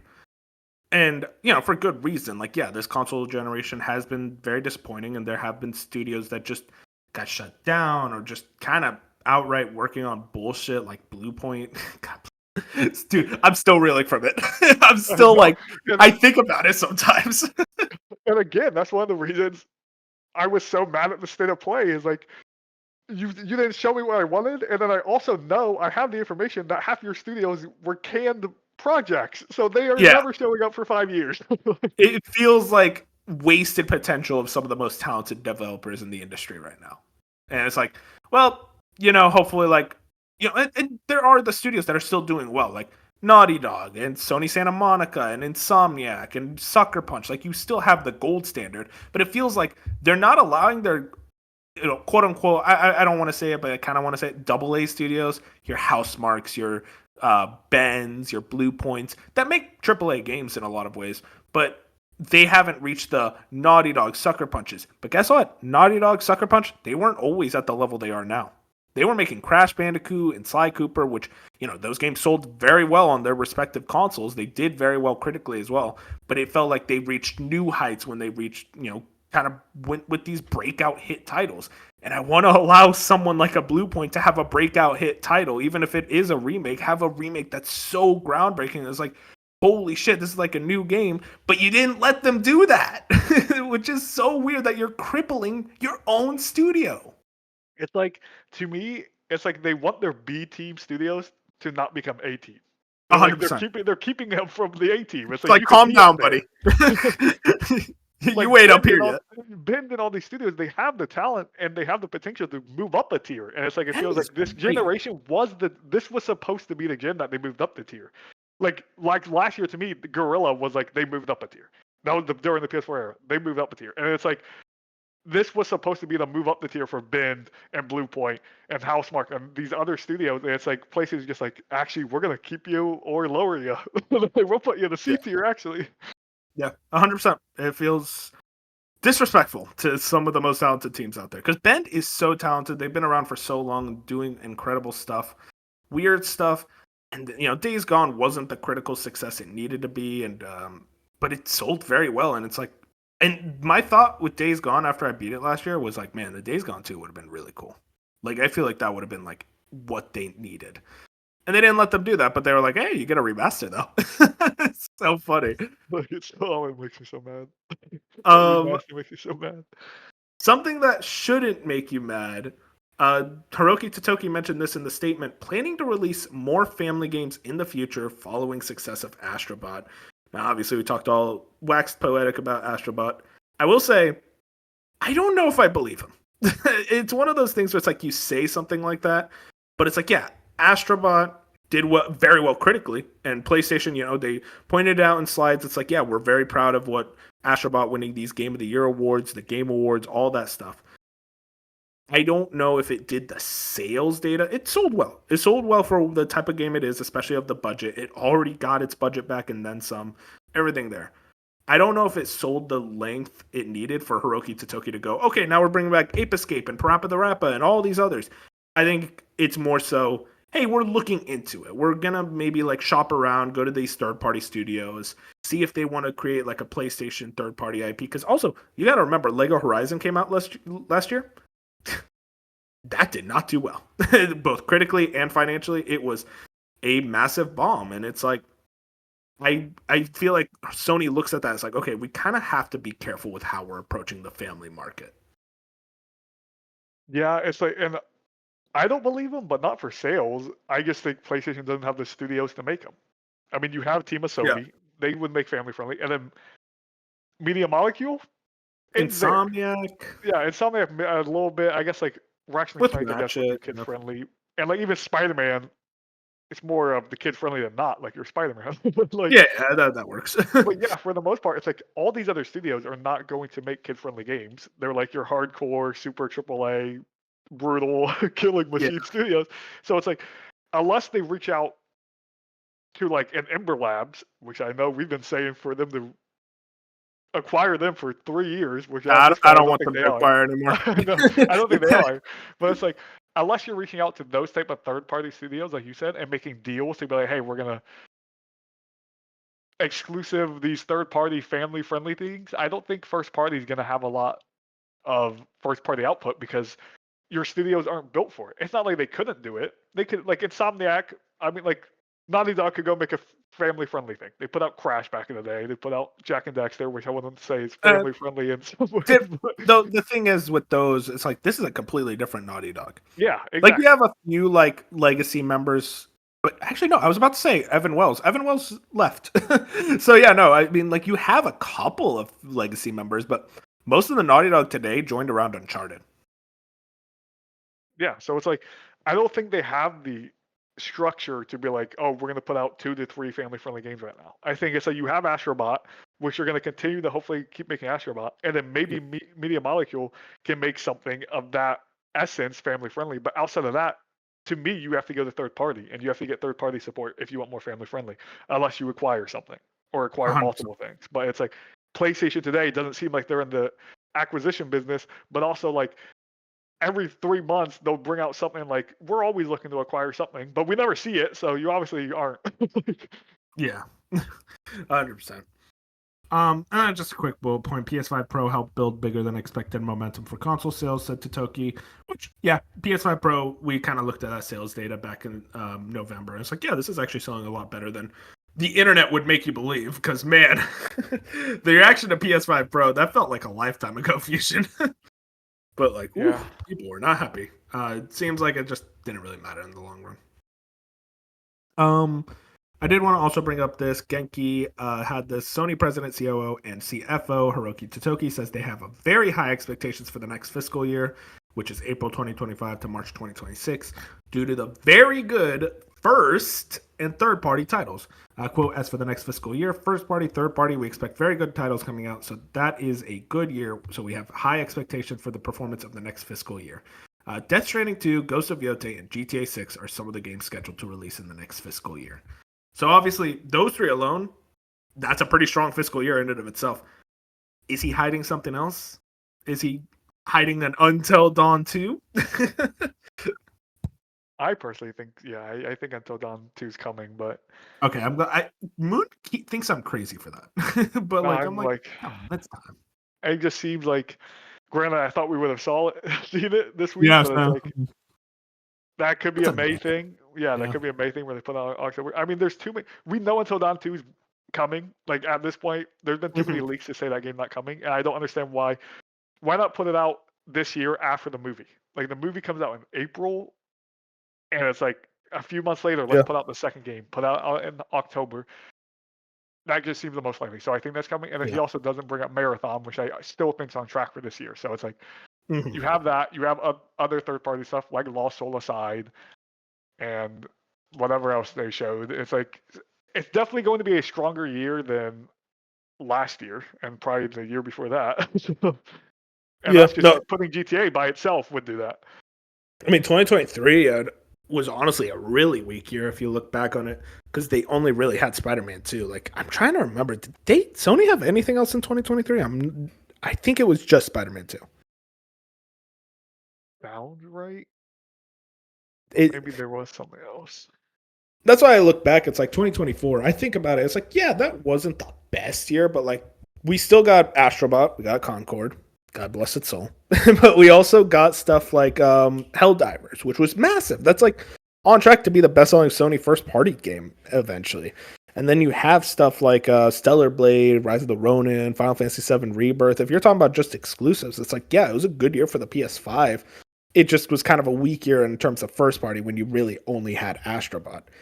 And I will say for this year, it's like 2023. If we think about like first party only, 2023 just had Spider-Man 2. 2024, God bless you, Concord. It just had Astrobot. 2025, we have Ghost and we have Death Stranding, which granted third party, but first party adjacent. He's basically acquired. Yeah, basically.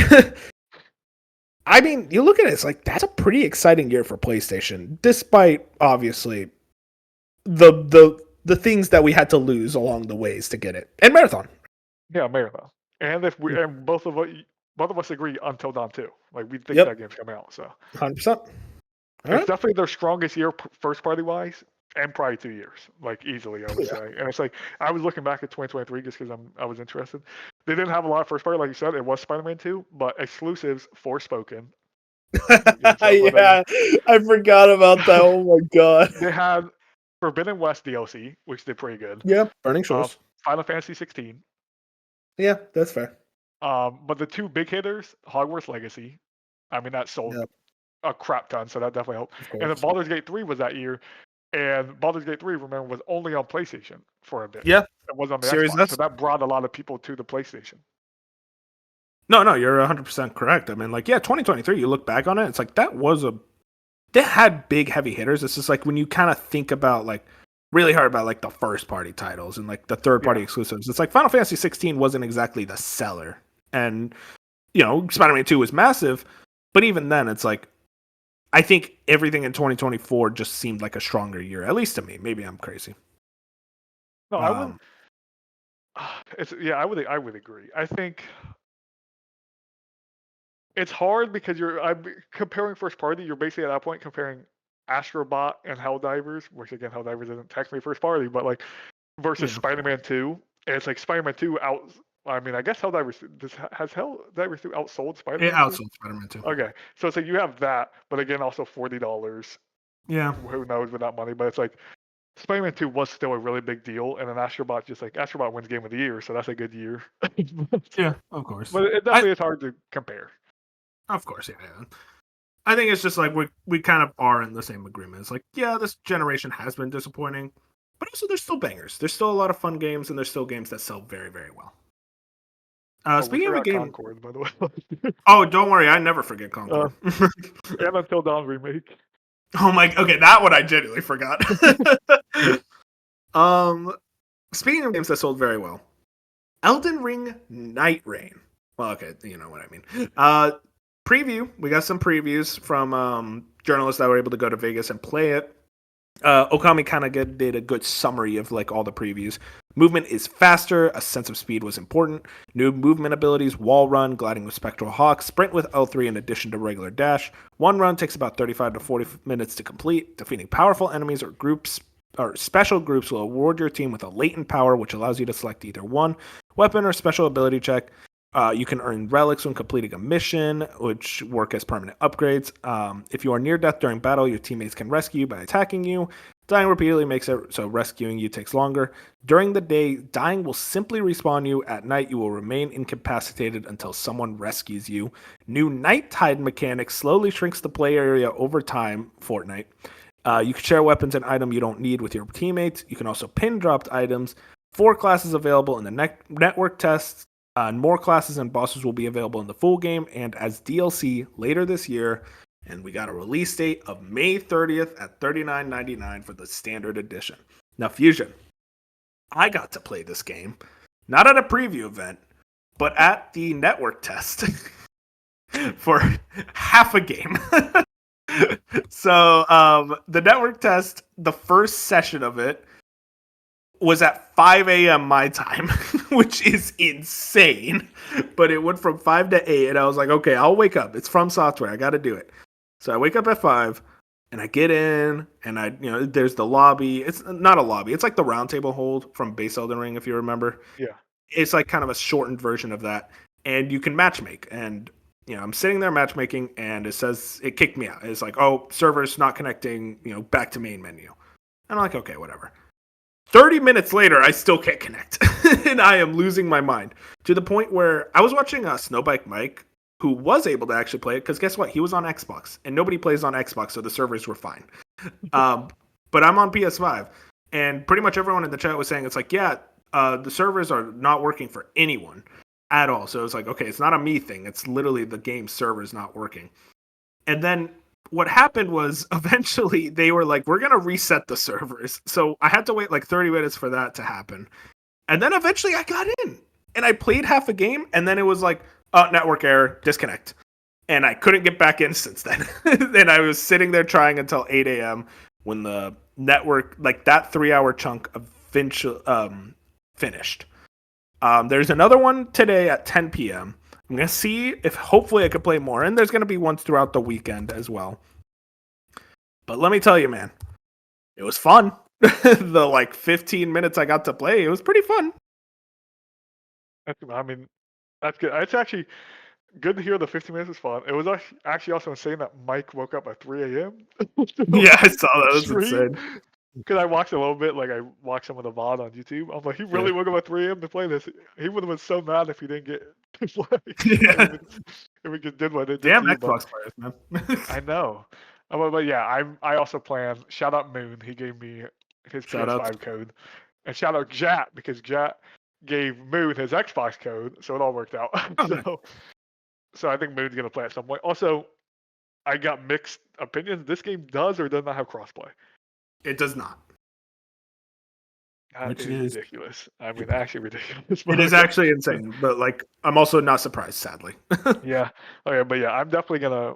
I want to try. I might actually try tonight if you're on. Who knows? I'll see. I should be on. So yeah, I would like to try at least get my. I mean, there's gonna be a session for us to play tomorrow.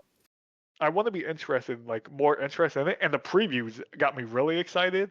Mm-hmm. But again, it's one of those things where we talked about a little bit. It's like it feels like you're gonna get no matter what, obviously. But like, if you don't have a core friend group that's playing it, I don't know if I trust matchmaking to make this game really fun. And I know you can play solo, but I know FromSoft was always also like it's going to be extremely difficult if you play solo. Like the whole goal is very to play very with difficult. Other people. It's scaled, but like it's still going to be like this is meant to be a multiplayer game.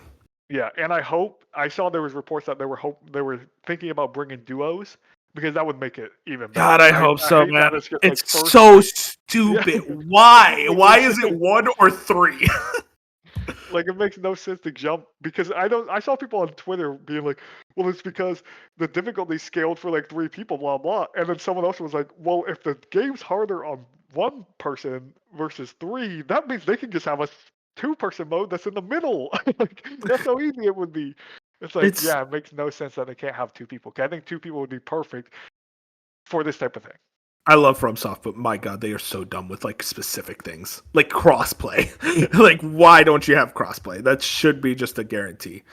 I also want to bring up this tweet that got me really annoyed. This is from the Elden Ring Twitter. The first session of the Elden Ring Night Rain network test has ended. We apologize for the inconvenience caused by the game's server issues. Work is currently ongoing to improve the stability of the network test. An additional network test is being considered. Considered. We might have if we feel like it. Like, what? If we have the time, we'll put one out. It's like, I get it. It was free, and like, you know, we're kind of selected as like the chosen few in a way. Like, I understand the feeling of like almost entitlement. Like, oh, you shouldn't be angry because like it was free. But also, I woke up at 5 a.m. for this. Like, I feel like that alone is like, I'm a dedicated enough fan and I couldn't get in. Feels a little cheap, in my opinion.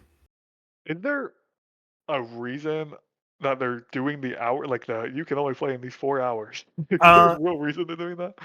It seems to be because this is mostly a stress test type thing. They're trying to see how their servers are going to handle at launch, which honestly, if anything, better that this happens now.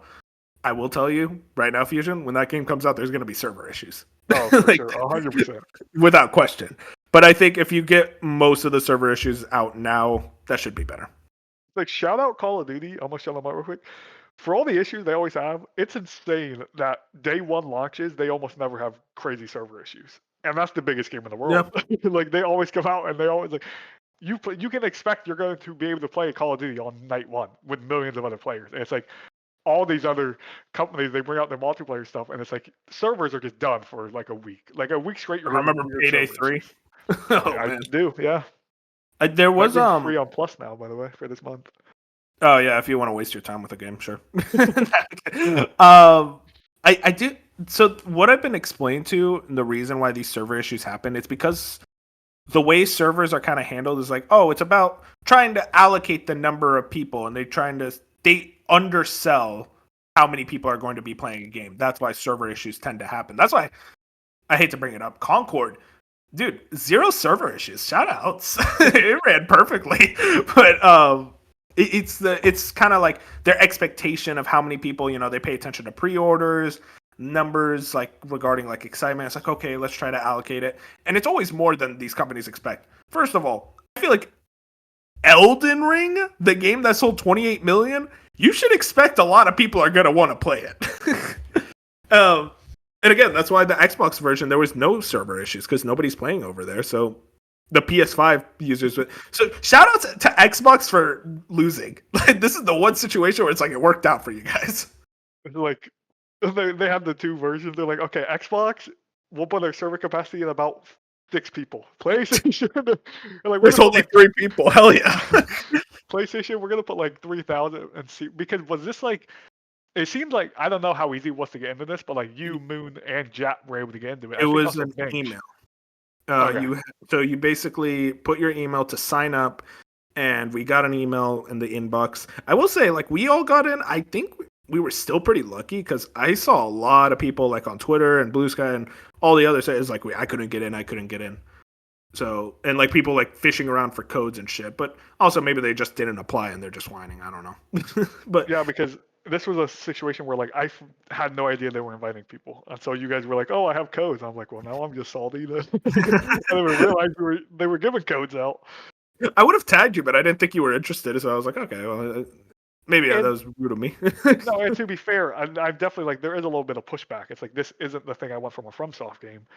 Fair. But the previews made me really excited, and I like to get in any type of beta test or anything ever. I just like to try something because, again, it's free, and it's a thing where, at least for a premium product, like $40, by the way, awesome price. Thought it was going to be more. That's great. But like anything that costs money down the line, I love an opportunity to jump in and test it out before I have to commit. And it's like, Of course. this is a specific situation where it's like, I'm interested in this, but I would never jump in for $40. So this is why I want to get in the stress testing. Be like, okay, it's good or it's not for me. That type of thing. Mm-hmm. Yep. A game that you might want to jump in for $40 though is South of Midnight, which just got some previews this week. Clobro kind of did a summary. Set in a rich and detailed atmospheric version of the American Deep South. Gorgeous art style stands out with a handcrafted stop-motion inspired aesthetic for cutscenes. The protagonist, Hazel, is a weaver with magical abilities embarking on a quest to find her mother following a devastating flood. Action adventure, which takes place over 10 to 12 hours, 14 chapters of a folktale. 60 FPS on Xbox Series X and S. And there's other stuff that maybe we can dive into, but overall, previews were very, very high on this game. Way higher than I actually expected, to be honest. Which is awesome. I will say for myself, Fusion, the first 2 or 3 previews I watched, which I watched like Mr. Matty, I watched Kind of Funny, Skill Up, every single one of them said, this is a really good experience game where the combat's not really the highlight. And it's like, okay, well, thanks, guys. I guess I'm not jumping in on this. And I was actually interested in it, too. And it's just, nope, never mind. They led you astray. You gotta believe. I'll check it out. It's on Game Pass. Like, I should probably still have a Game Pass subscription by then. But, like, even then, it's like, man, way to not sell me on a game. But it looked interesting still, like, despite all that. I mean, are you interested in this game? Oh, I'm very interested. And it's funny because even though I like combat a lot, it's total opposite where it's like, I hear it's going to be like narrative focused, exploration. That's going to be the forward push. That got me more excited. I was like, almost like, I don't know, we both played Kenna Bridges Spirits here. I didn't, actually. Oh, you didn't? Okay. Well, yeah. Kenna's a game where it's like, the combat was so second, like, thought that it was just like, it was one of those things where it's like, I don't know if you've ever played a game I guess probably not where it's like, if the combat wasn't here, I would have preferred it. Like, your combat's not good enough to be like a staple where it's like, if you would have taken his combat out or made it less of an impact, like, I feel like your game would have been better. And I don't hope that's the case Mhm. for South of Midnight. Like, I think what I've seen from combat, it looks serviceable, and that's all I want. I just want a solid combat system in that game. I don't need a Yeah, from soft style combat or like something crazy from that combat. But from fair. all the previews I've seen, and it's like they all talk about the vibe and the stories and wanting to get back to the Mhm. narrative and learning what's happening. It's like that's what I want from South of Midnight. It's a 10-hour game. Like, I don't need some combat heavy focused video game. I want like a exploration. I'm going to explore the narrative. I'm going to explore this world that they're giving me, and I'm just going to vibe out. I'm going to put headphones on. I'm going to listen to the music that apparently all the previews sounds fantastic. It's like that's the type of game I want from this.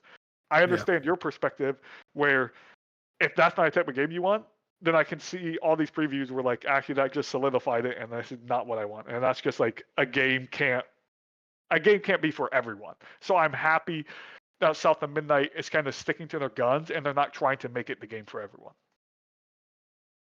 No, yeah, no, I fully respect what this game is going for. By the way, I want to point that out. It's like, even if it's not for me, I'm like, damn, I hope this hits though. Like, I hope this is like the Xbox game where it's like a critical darling and people are like talking about it even by TGAs. It's just, not something that immediately stands out to me. But again, I could be surprised. I could play it and go like, you know what, I'm fine with the combat button being that good because the vibe is so fascinating. It's like, I do love that American Deep South aesthetic. It does a lot for me. That that's my hope too. I have like two concerns here. For one, Uh huh. Compulsion Games. I'm not trying to hate on Compulsion Games, but they've made like two video games, and They they got a both weird track record. I mean, it's badly, badly, badly reviewed video games. We're not talking like, oh, they're just sevens. We're talking like fives. they're, they're like Yeah. badly reviewed. So it's like this is their biggest leap, and I think they can do it. And now they have Xbox money. Like, I fully believe in their talent. There's one thing I never played. What was the first game they put out? uh, fuck, color something. Conduit or something. Yeah, no, the Conduit was a Wii game. uh, God, what was it? Either way, like we know what we're talking. I know what you're yes, talking about. but I never played that one. I did play We Happy Few, and We Happy Few is like they're. I think Compulsion has a really good time telling a narrative. They're really good at writing, but everything else is really like just not great. It's not a great for a video game, and I think that's what I'm hoping comes full circle in South of Midnight. Is it's like I fully expect a good narrative, good lore, all that. If their traversal and their combat is just serviceable, I think that's a huge step up for them as a studio. Do I think it will be a critical darling? I'm not sure. Actually, I know we're going to get to it later, but spoiler alert, I was thinking Avowed would have been like in 85, 86, and South of Midnight would have been low 80s. Same. Now, with Avowed scoring in the low 80s, I'm not like, again, this is just, you can't compare them, but to me, my head's like, is South of Midnight going to be like high 70s? Like, is that type of thing where I Yeah. never thought South of Midnight would have scored higher than Avowed, but maybe it does, or maybe it scores lower than we think it's going to score. Yeah. No, I mean, it's just one of those things where it's like I feel like this one looks a lot more like a critical darling type of game, where I feel like Avowed is like more for the audiences, which again we'll get to later. Like, there's going to be a lot to say there, but I am fascinated by the idea of like South of Midnight coming out and it being like high 80s. Like, that's a very big possibility just from what the previews have been saying. But also, like you said, high 70s is very possible, where maybe a lot of reviewers are like me and it's like, yeah, this game has a lot of great vibes, but the combat is just kind of mid. And it's like, maybe that provides a bigger factor than we're kind of expecting it to. Yeah, it's going to be. Oh, their first game was called Contrast, by the way. I didn't say what That's this it. Oh, I knew it was with a CO. Yeah. So, I think, yeah, I hope the people who are reviewing this game are meant to review this game. Does that make sense? Because I think if you have someone at IGN who just reviews like the combat, the traversal was fine, 6 out of 10, something like that. Where it's like if someone like a Greg Miller, or like someone Yeah. who's like, this is a Greg Miller ass game, like something like that, I could see him being like, oh, this is a 9 out of 10. So it's going to be interesting to see who gets hands on with the reviews for these outlets. 100% agree. Also, Very, very. just Oh, throw out there, would this, let's say hypothetically, it got like high 80s. Would that be the highest jump between reviewed games ever? I mean, We Happy Few. Last I checked, I thought it was like a 58. I mean, man, that's a tough question. Actually, let me check. We Happy Few Metacritic. It might be in the 60s by this point, but I mean, there was a point. FromSoft put out a really bad Armored Core before Dark Souls 2, and Dark Souls 2 was a 91. I forget what that Armored Core got. We Happy Few is a 62 on Metacritic. Okay, yeah. So it's like, let me check Armored Core 5 because I think if they can get in the 80s, I mean, that's a 20-point jump between projects, which is very impressive. Oh yeah, that'd be massive. Armored Core 5 was a 68, so I don't think it would be as big of a jump, but still, because like Armored Core 5 into Dark Souls 2 would have been it, and Dark Souls 2 is a 91. That's all I can think. There's definitely been really massive jumps between games, though. I've noticed that in the past. I mean, like, Contrast was a 60. So it's like, yeah, you were talking about a studio who's literally shooting from the hip 2 6 out of 10s at best. And it's like, if they can put even an 8, like even a great video game out there, I feel like that is a gigantic jump for them as a studio. For sure. Yeah. It always feels like they're a studio with a lot of great ideas, but they're just kind of weak at that execution, like you said earlier. So it's like, I hope like this is like the game where it's like, okay, we're actually going to execute on our ideas fully and not get too crazy like the procedural generation in We Happy Few. It's like, look at that game and tell me, oh yeah, that's a procedurally generated video game. Like, why? Again, some great story stuff. So it's like they have to just bring it all together. Moving into another game that got previews this week. We had a very busy week for previews and reviews, honestly, when you really think about it. Yeah, it was a stacked week for like everything. Very exciting. Split Fiction. Okami Game says this. According to Joseph Ferris, there are things that have never been done in gaming before. I love this man. Noticeably more difficult than It Takes Two, but generous with checkpoints. Two protagonists, Mio and Zoe, two authors who have been lured into Radar Publishing headquarters with the promise of a publishing deal. Meeting goes horribly wrong, and they're trapped inside a simulation of their stories, which you have to escape. Mio, sci-fi author, introverted and reserved. Zoe Foster, fantasy author, can turn into a magical shapeshifter. Friend Pass has been confirmed. Only one person needs to own the game, and can invite another player for free. A lot of previews. People seem to be extremely high on this, which is not shocking because Joseph Ferris is very good at making games, and that team over at Hazelight. He's a legend. I haven't taken a lot of time to actually look into these previews yet because me neither. This is the type of game where it's like I know what to expect. I know what I'm getting. Like, it's going to be good, and I don't think the previews are going to spoil much, but like one of the coolest things about these games that Hazelight makes is like the ideas, and the first time you've seen these ideas in a video game. So it's like I don't want to spoil any type of idea that they're going to throw out at me, which I'm sure these previews do a good job not doing that, but I'm just really excited for this game. They don't miss, at least up to this point. Again, the only con is you usually have to find a friend that's committed for 15 hours. You gotta find someone who's like, we'll play this game with you over the next month or so. I remember I played It Takes Two 3 different times. And the very first time I played it was with my brother, and we played A Way Out together. And we're like, oh, we could play It Takes Two together in one day. We'll sit in one sitting. Oh, God. We played like 6 hours, and we're like, wait, we're not beating this game. I went over there one more time, put like 4 more hours in. We still didn't beat it. He never beat it with me. I just never, we lived far away. We just never got to beat. So then I had to play with another friend. Probably a few weeks later, I told my brother, I'm like, hey, we're never going to beat this. So I had to play the first 10 hours again with another friend. And we finally did go through it and beat it. And it was fun. But it's like, that's the one thing I'm kind of nervous about is like, I don't want it to be crazy long. Like, fair. I would like to be 10 to 12 hours at most, and preferably like 6 to 8. Like, give me something where me and a friend can beat it in a weekend. We don't have to like schedule times out. We can just be like, hey, Saturday night, Sunday afternoon, we're going to play this game and we're going to have a great time. I don't need it to be a thing where it takes weeks and weeks and weeks of scheduling with a friend to get through it. I love the idea of it being kind of like a Resident Evil or a Mega Man game where it's like, oh, it's very short. Like, it is that like kind of 6 to 8 hours range, but like you could just keep replaying it. And like there's so many different ways that you can replay it that just change the way that you do it to where it's like, yeah, it is worthwhile. Like, it is shorter, but like it works so much better because of the pacing. It doesn't feel like you're constantly kind of going and going and going without an end in sight.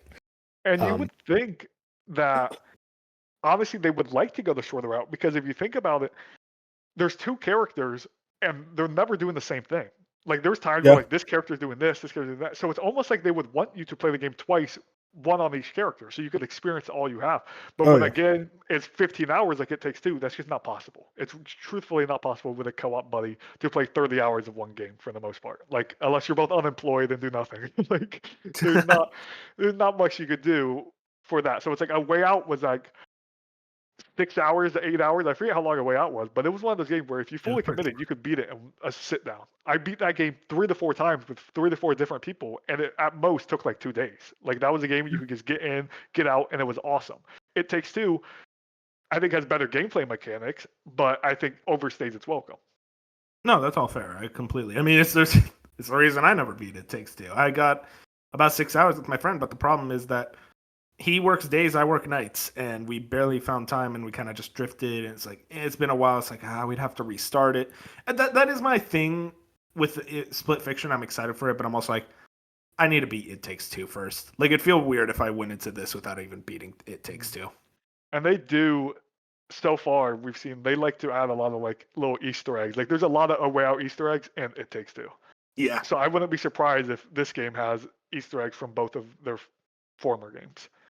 dude, me and my friend were obsessed with The Way Out too. Like that game The Way Out's really. so good. Like personally, I know it's a unpopular opinion. I like A Way Out better than It Takes Two. No, that's fair. Way Out is a really good story. Like it Takes Two is a great game. It's like it wasn't a great game because of the story. I was like not really that invested. It was like great because it was just a fun as hell game to play. Yes, I mean that It Takes Two has some of the most unique gameplay mechanics like ever in gaming. I mean, it won Game of the Year for a reason. It is a really good game, but like, yeah, I was more of the I like The Way Out just a bit more than It Takes Two. Totally fair. Moving on to Fusion Remedy. This is a Fusion ass week.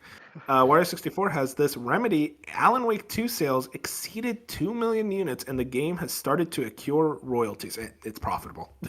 Max Payne 1 and 2 remake and FBC Firebreak are in full production. Control 2 entering full production this month. Sounds like a lot of good news going over at Remedy. I mean, finally, Alan Wake 2 has reached profitability. It was always like a weird thing of like it was never profitable. Like despite it winning so many awards, and now it's like okay, now they're actually reaching that point. And now we get these Max Payne remakes coming out hopefully next year. At least kind of I think that's the current rumor. And then FBC Firebreak we're supposed to get this year as well, which I'm hoping that actually does something interesting. It looks like Remedy are kind of like reaching a point of like, hey, we're moving along and we're moving along well. Yeah, I'm so it's funny because I just went back to Alan Wake 2 for the DLCs today, so I'm running through that. Nice. So it's just cool to see that. For what everyone knows, like Remedy is like top 3 to 5 dev for me. Like they are in my S tier. I love Remedy. I love everything they do. The only Remedy games I haven't played are like the Max Payne back in the day. Like I haven't touched that.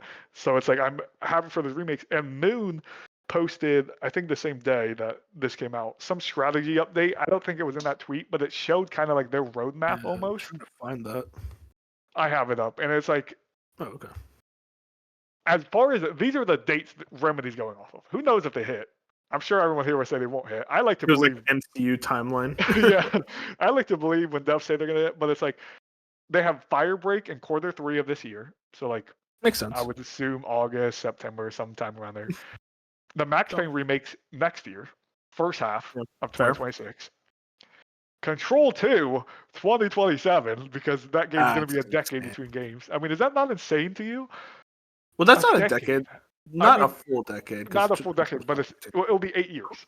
Still, yeah, that is crazy. AAA game development. Granted, FBC, Max Payne, and Alan Wake 2 all came out between those, but like I thought Control was such a hit that I was like, oh, the sequel will be out in 3 to 4 years. Well, it was a hit critically, not so much financially. I thought it sold like 5 million. Oh, well, I don't know if it sold 5 million. I remember it had a long tail because what's it called? It was like a while until it reached profitability. I remember when it came out, it wasn't even in the top 20 for NPD. I can check right. Apparently, last November, Control's over 4.5 million units, over Oh, okay, 19 yeah. million players. I feel like 4.5. I mean, granted, yeah, that's 5 years later, but that feels like a very good for a Control game. Yeah, no, that's fair. I think it's one of those things though. It's like, well, how many of those users were full price though? Because Control Yeah, went on that sale is a true. lot. But But no, they say we see what you mean. It was a they hit. say Control 2. Yeah, I would say it's it. They would say Control 2. They say Control 2 in first half 2027. That's what they say. Release in first half, and Mm-hmm. then this is where it gets a little weird. Um, they say Alan Wake 3 2029 is a publication. I don't know if that What?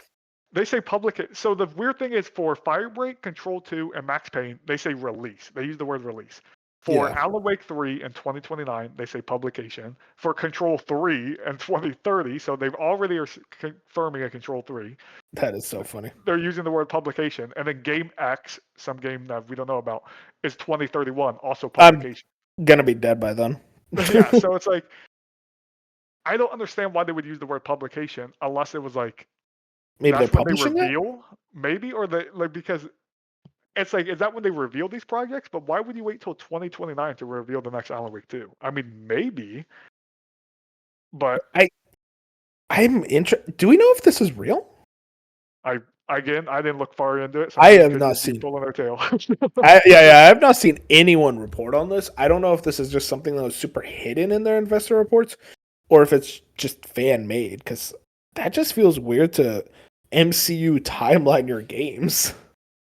Yeah, I mean, but to be fair, CDPR does it all the time. That's fair. That's fair. I mean, and then we said we have some other play like even Remedy does it too. They yeah, did yeah, and kind Remedy of. does do it. So like but I don't know where he found it from. I'll have to ask him. We'll have to follow up in another podcast because I Yeah. didn't look into it. I even asked him, I'm like, is this real? It looks real. Like it looks like it would be straight from one of the slides they have. And it's like they have all these weird words on it that none of us know what they Yeah. mean. So like this looks like it's real, and I believe most of these dates. The stuff past 2029, who knows? I don't care about those.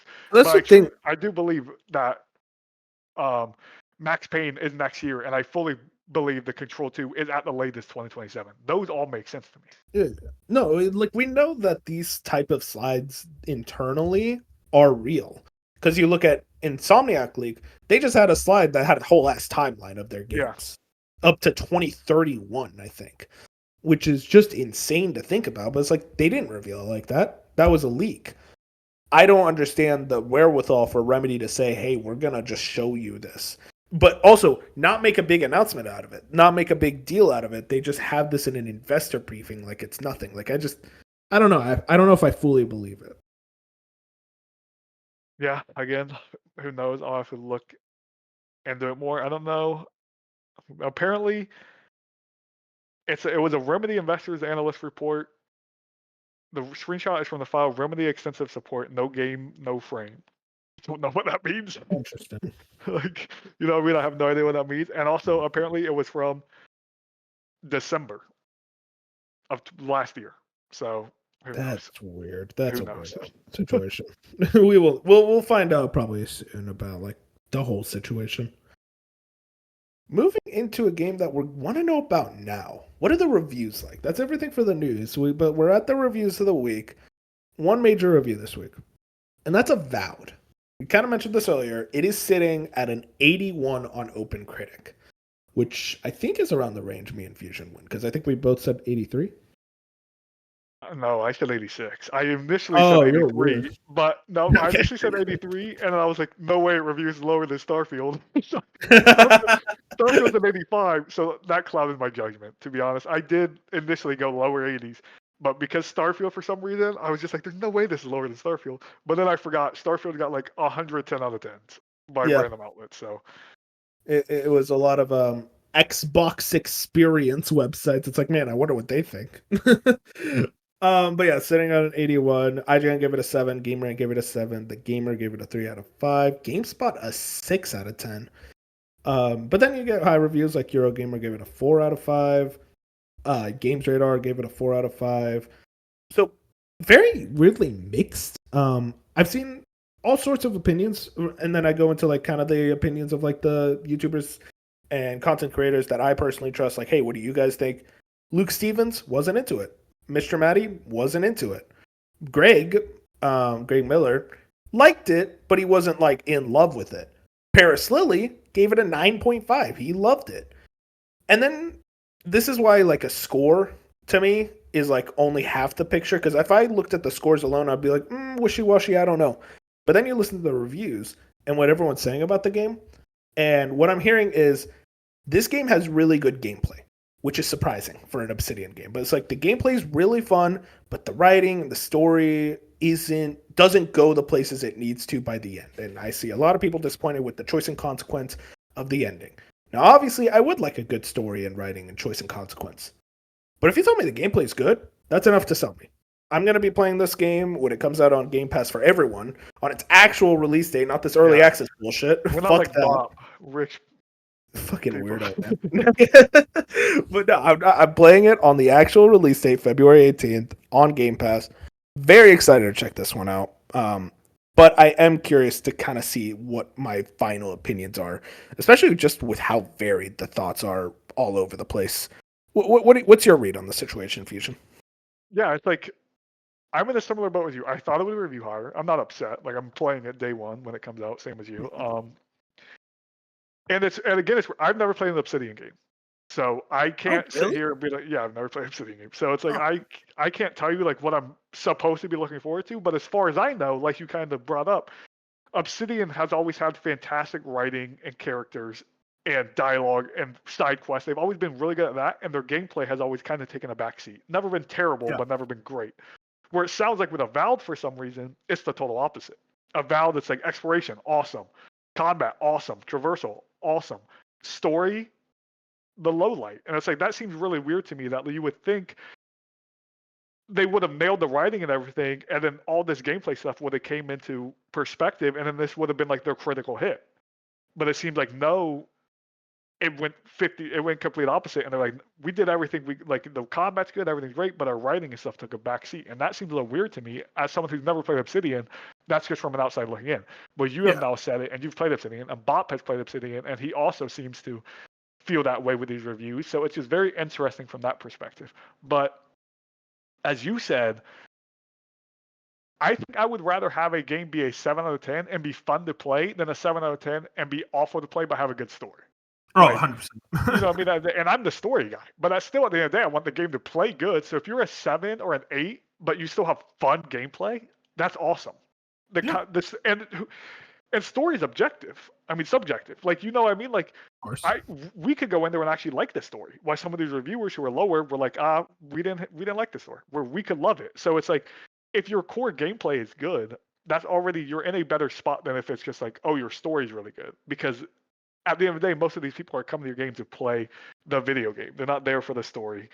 So I think, like you said earlier in the show, Jason Schreier also tweeted out he thinks this game will be like a, for the critics, a little less, but for the players, when they're getting hands on, he thinks they're gonna really love it. And it's like that's all that Yeah. matters at the end of the day. Whatever the critics think, cool. But what us, the players, actually feel, that's what matters. We're the ones buying the game and playing the game. Yeah, he brought up.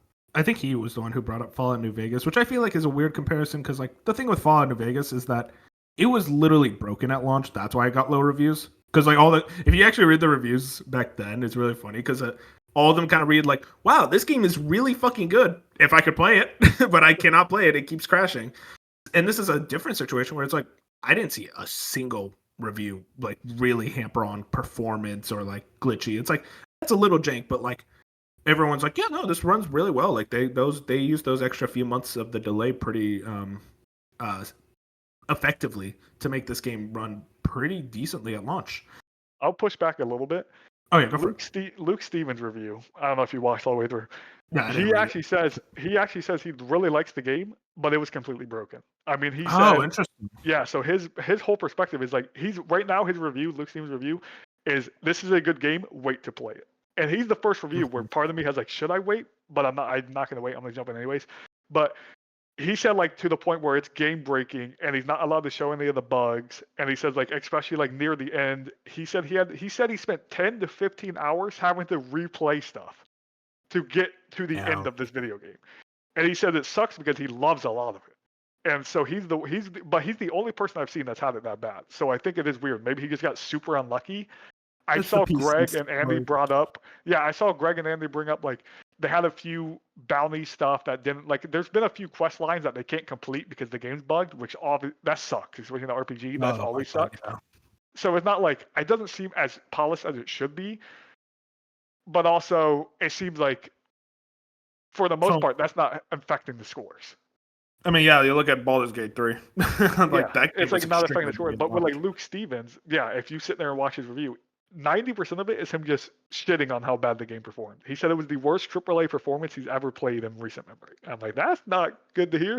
Like, Yeah, you called me out. I didn't watch the review. yeah, I'm like that's not good to hear at all. Like, I don't hear that. And he played on PC, which it does. He said it seemed like it was still a console issue as well. He was like, as far as I know, my saves also don't work on console. Like there are issues as big as like corrupted saves. He even showed in the review him loading up the game, clicking on continue, and the game crashed. Like it did Yeah, not man. work. So Corrupted that saves. scares me a little bit. No, that's fair. That's 100% fair, and I'm glad you brought all that up. I guess it's just that thing of like I'm not seeing like Starfield levels. Oh yeah, Even for sure. like it's just one of those things. It's like you gotta wait till like it's in the hands of everyone because like right now it's still in its early access. God, I hate it so much. I hate this I would early say access. there's not these players playing right now aren't even getting the day one patch. So like again, even if the players find the issues today, that might be fixed when we play Tuesday. It's so hard to like. It's The not. beta It's so hard testers. to. Yeah, it's so hard to like figure out how true performance is for this game until like a day or two after the game's actually out. Do you agree with me that like performance should be accounted in the scores though? Yes, I Because think like every it's review silly. ever, It's if a game is broken or if a game has true bugs and glitches, and if you don't cater that into your score, I would not believe your review. I do not. not care. I do not. You cannot. It's like that thing to me where like I just feel like it's unfair because certain developers get away with it. I'm not Like that. I mean, I'm not bringing up FromSoft and like oh FromSoft games are broken. They're never broken. But in my opinion, Elden Ring on console is not a great performing game. I mean, there's frame drops. It's not broken by any means. You can play that game perfectly fine, but no one ever talks about it. The game can barely hit 60 FPS, and I no one ever brings it up in reviews ever. But if that was someone else, I think it would be a talking point. They might not dock them a point, but I still think they would bring it up. I think certain devs get away with it more than others. I will argue just a little bit. Man, I'm not beating the fanboy allegations, by the way. But like, I think if the qualities of the game are so high that it's like, yeah, there were performance issues, but they didn't affect my gameplay or my enjoyment of the game. That's the thing. It's all subjective at the end of the day. It's like if I get a frame drop in the game, it's not going to dock a point for me. But if it's like I literally cannot play a save or the performance issues are straight up hurting my eyes, like I had that with Another Crab's Treasure, then that would dock a point for me. But I get what you mean, where it's like, I mean, listen, if you want to talk about certain devs, I'm gonna take shit on your developer. Now, kidding. Cyberpunk, when that came out, if you remember, it got a 91 on Metacritic when it first came out. It was broken. It didn't work. And like, yeah, sure, I understand a lot of people still like base game Cyberpunk, and they didn't experience a lot of those glitches. But it's still like that was a game that was genuinely unplayable on consoles. That's why it was only sent the PC review because it was a really scummy thing, in my opinion, to this day, that they purposely hid the last gen versions on PS4 and Xbox One because they knew it was broken, and it just led to the reviews being kind of skewed a certain way because, well, the reviewers didn't really know better and they were playing a PC version that ran fine. No, and I would 100% agree. That was actually going to be the next company I brought up, where it's like, Okay, good. see, We're friends like now. you said, that game 91, and again, not everyone got those bugs and glitches at launch, but for you as the reviewer, you probably got some of them, and there's no way Fair. at the state that Cyberpunk was in at launch that you could, with good conscience, be like, "It's a 10 out of 10." I just don't. That is insane. And I'm someone who believes that game is a strong 9, close to 10 in my heart. 4 years later, with the DLC and everything, it's a really good game. But it's like if I was playing that game at launch, when I tried, by the way, I tried to have Sony refund me. It's like that game, I could imagine being like, yeah, this is a 10 with all the issues. It's like Jedi Survivors. Oh my god. That game's an 86, and that's about where I would rate it. But it's like it is so broken. I mean, that game is as broken as Cyberpunk was. Yeah, I It's played like, Infusion. I played both those games at launch, and I yeah. know they were broken. They were genuinely Cyberpunk on PS4 is the most broken game I have ever played in my life. And Jedi Survivors was getting 9s and 8s and like across And the it's like, board. really 9s? Like, I was playing that game at launch. It's like, this doesn't work. It literally is frame dropping in every part of this game. I cannot get 60. And the 60 FPS mode in that game, extremely muddy. It It looked was, disgusting. I played 6 months later. My game crashed in the opening cutscene. It's like a Literally in game the crash. cutscene. It's not like your game crashes out completely. No, it went to the point where, light spoilers for that game because of the first Yeah, go 12 for it. seconds, you're like in your ship and you're going through like some beam of light or something. My game freezes where all I can see is the ship and then the rest of the game's happening. The dialogue, everything else That is is just so happening in the funny. background. Everything else is progressing. I'm like, this is my first interaction with this video game 6 months after launch. It's been 8 patches later. How is it still this bad? Oh, it was insane. It's And it's insane. like, I think the further we've gone in reviews, the harsher critics have gotten on specific things, but it's almost like they're forgetting performance. They're almost forgetting like Feels like as they're if scared to mention it because they're like, yeah, oh, it'll get fixed by day one patch, hopefully. it's almost like they're overlooking a working video game. And at the core, I don't care how good your game is. If it doesn't work or has issues, it's not a good game. It's the Yeah. game has to work for it to be a good game. And in the day and age of today, where 90% of game, maybe not 90, but I would say 70% of games come out and they're buggy at launch. Like it's almost always better to wait and say, jumping the game out day Oh, yeah. one. Reviews almost never bring it up. It's very rare when a game's like, this hindered my Redfall. I mean, freaking Redfall. Great, Redfall didn't review great, but there was plenty of reviews where it would get a high score, and I'm like, dude, Redfall didn't work. That game did not work. How are you giving it a 10 out of 10? A It doesn't make nine out of sense. a 9 out of 10 from Xbox era. Like, It's like, that what? video game did not work, man. And the thing that pisses me off, specifically with that Xbox era one of the cons were about the bugs and the game not working. So it's literally listed in your cons, but you're still giving it a 9? Doesn't How is that work. possible? Oh yeah, I had an issue with the game literally not working. I crashed about 50 times and like had like bugs that would outright impede my progress. I'd still give it a 9.5. It's like, dude, what? Everything I heard there is like a 7, if even. Yeah, I If mean, I it is ridiculous. like, we talk all the time about bad games, but I'd probably play a bad game over a broken one because Oh, at for least I sure. can play it. Yeah. Like we've played plenty of just bad to mid game where at least they were like polished. Like they had Yeah. something going for it where it's like even Black Myth Wukong. I love Black Myth Wukong. That game is severe. Like it is not a great Oh port on my all levels. god. It's not a great version of Unreal Engine 5. They have a lot of issues.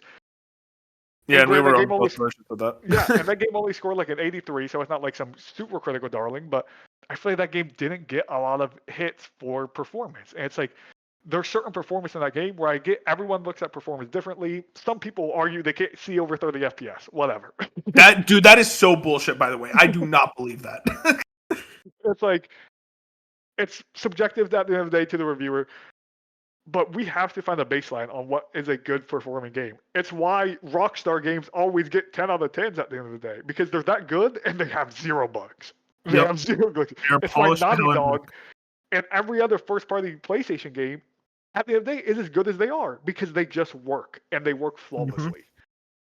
Yeah, and I mean it's the thing of like they only have to develop for one console, and in the case of Rockstar, they don't have to worry about PC, which just frees their like work up, and they're able to kind of figure it out a lot more easily than having to account for all these different PC specs. So I understand, but it's also like just delay. I have so many fucking games I can wait. Obviously, I want certain games more than anything, like as soon as possible. But if you need to delay it so I can actually play a working product, then I'm more than happy to wait. Agreed. And I don't like this. We're just on a tangent at this point, but Yeah, really. God bless I hate about. I hate that a lot of these devs will like blame the hardware. Oh, the hardware's not good enough for what we want to do. We're like, The Series S. we need a PS6. Like we need something bigger than this. We need the newest graphics card. No, optimize your video game. Like take time to actually go in there out the mud. I don't make games. I'm sure it's hard. Sure it's not fun, but you're selling someone a premium product. Act like it's premium. Optimize Yeah. your video game. I mean, dude, you look at like you bring up Nintendo, like The Legend of Zelda: Tears of the Kingdom. That game is fucking massive. It is twice, quadruple the size of so many games on PS5 and Series X, and it runs on quite literally a piece of shit, like a Toaster. literal toaster. It barely runs any other game that's not Nintendo based because Nintendo knows how to optimize their games, work on the console they're intended for, and also Tears of the Kingdom is like what, like 20 gigs, if even. Yeah. And like most games on Nintendo is like 3 GB. It's like I just pay attention. Like we can optimize these games and make them run and not be these ballooning budgets and sizes. I don't know. This is a whole other topic, honestly, and I feel like we're getting away from Avowed. Yeah, shout out Valve. Yeah, at the end of the day, we're both very excited to play it. And Yeah. Bob's very excited to play it too, but he has a snowboarding trip. I think he started it last night though.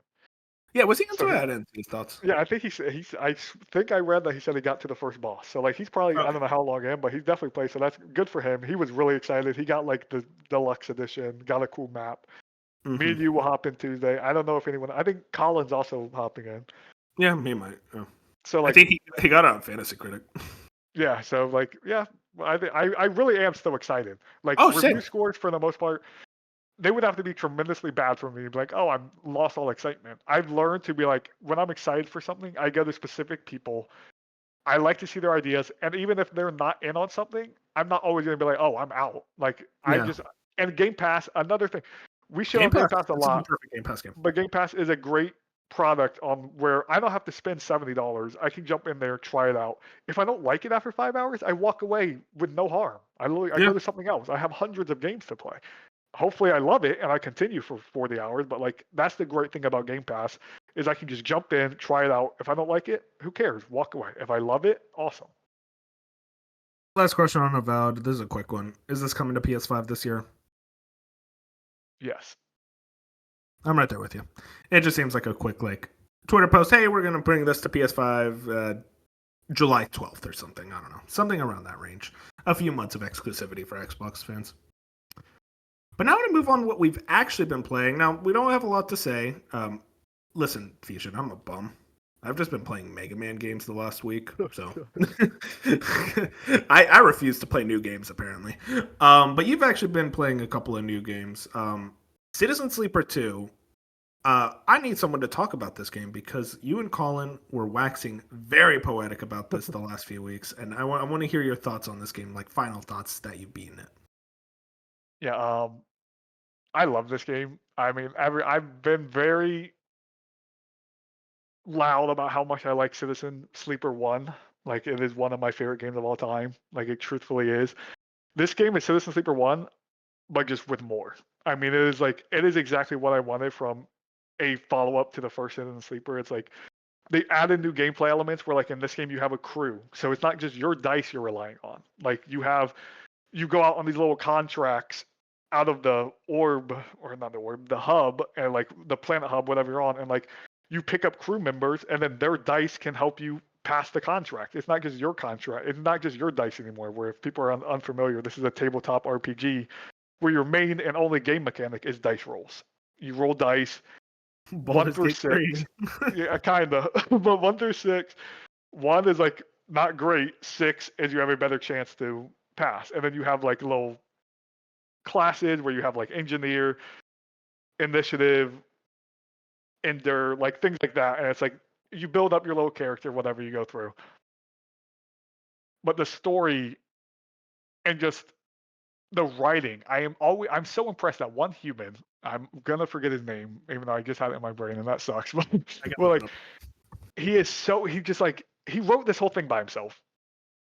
And it's like, and I know, like, oh, authors, they do it all the time. But for video games, for the most part, you don't see that very often. It's Gareth like, Damian Martin. yep. And it's like, he is so good at just writing a world and lore that makes you just want to think and dive deep into it and get more of it. And it's like, I was surprised.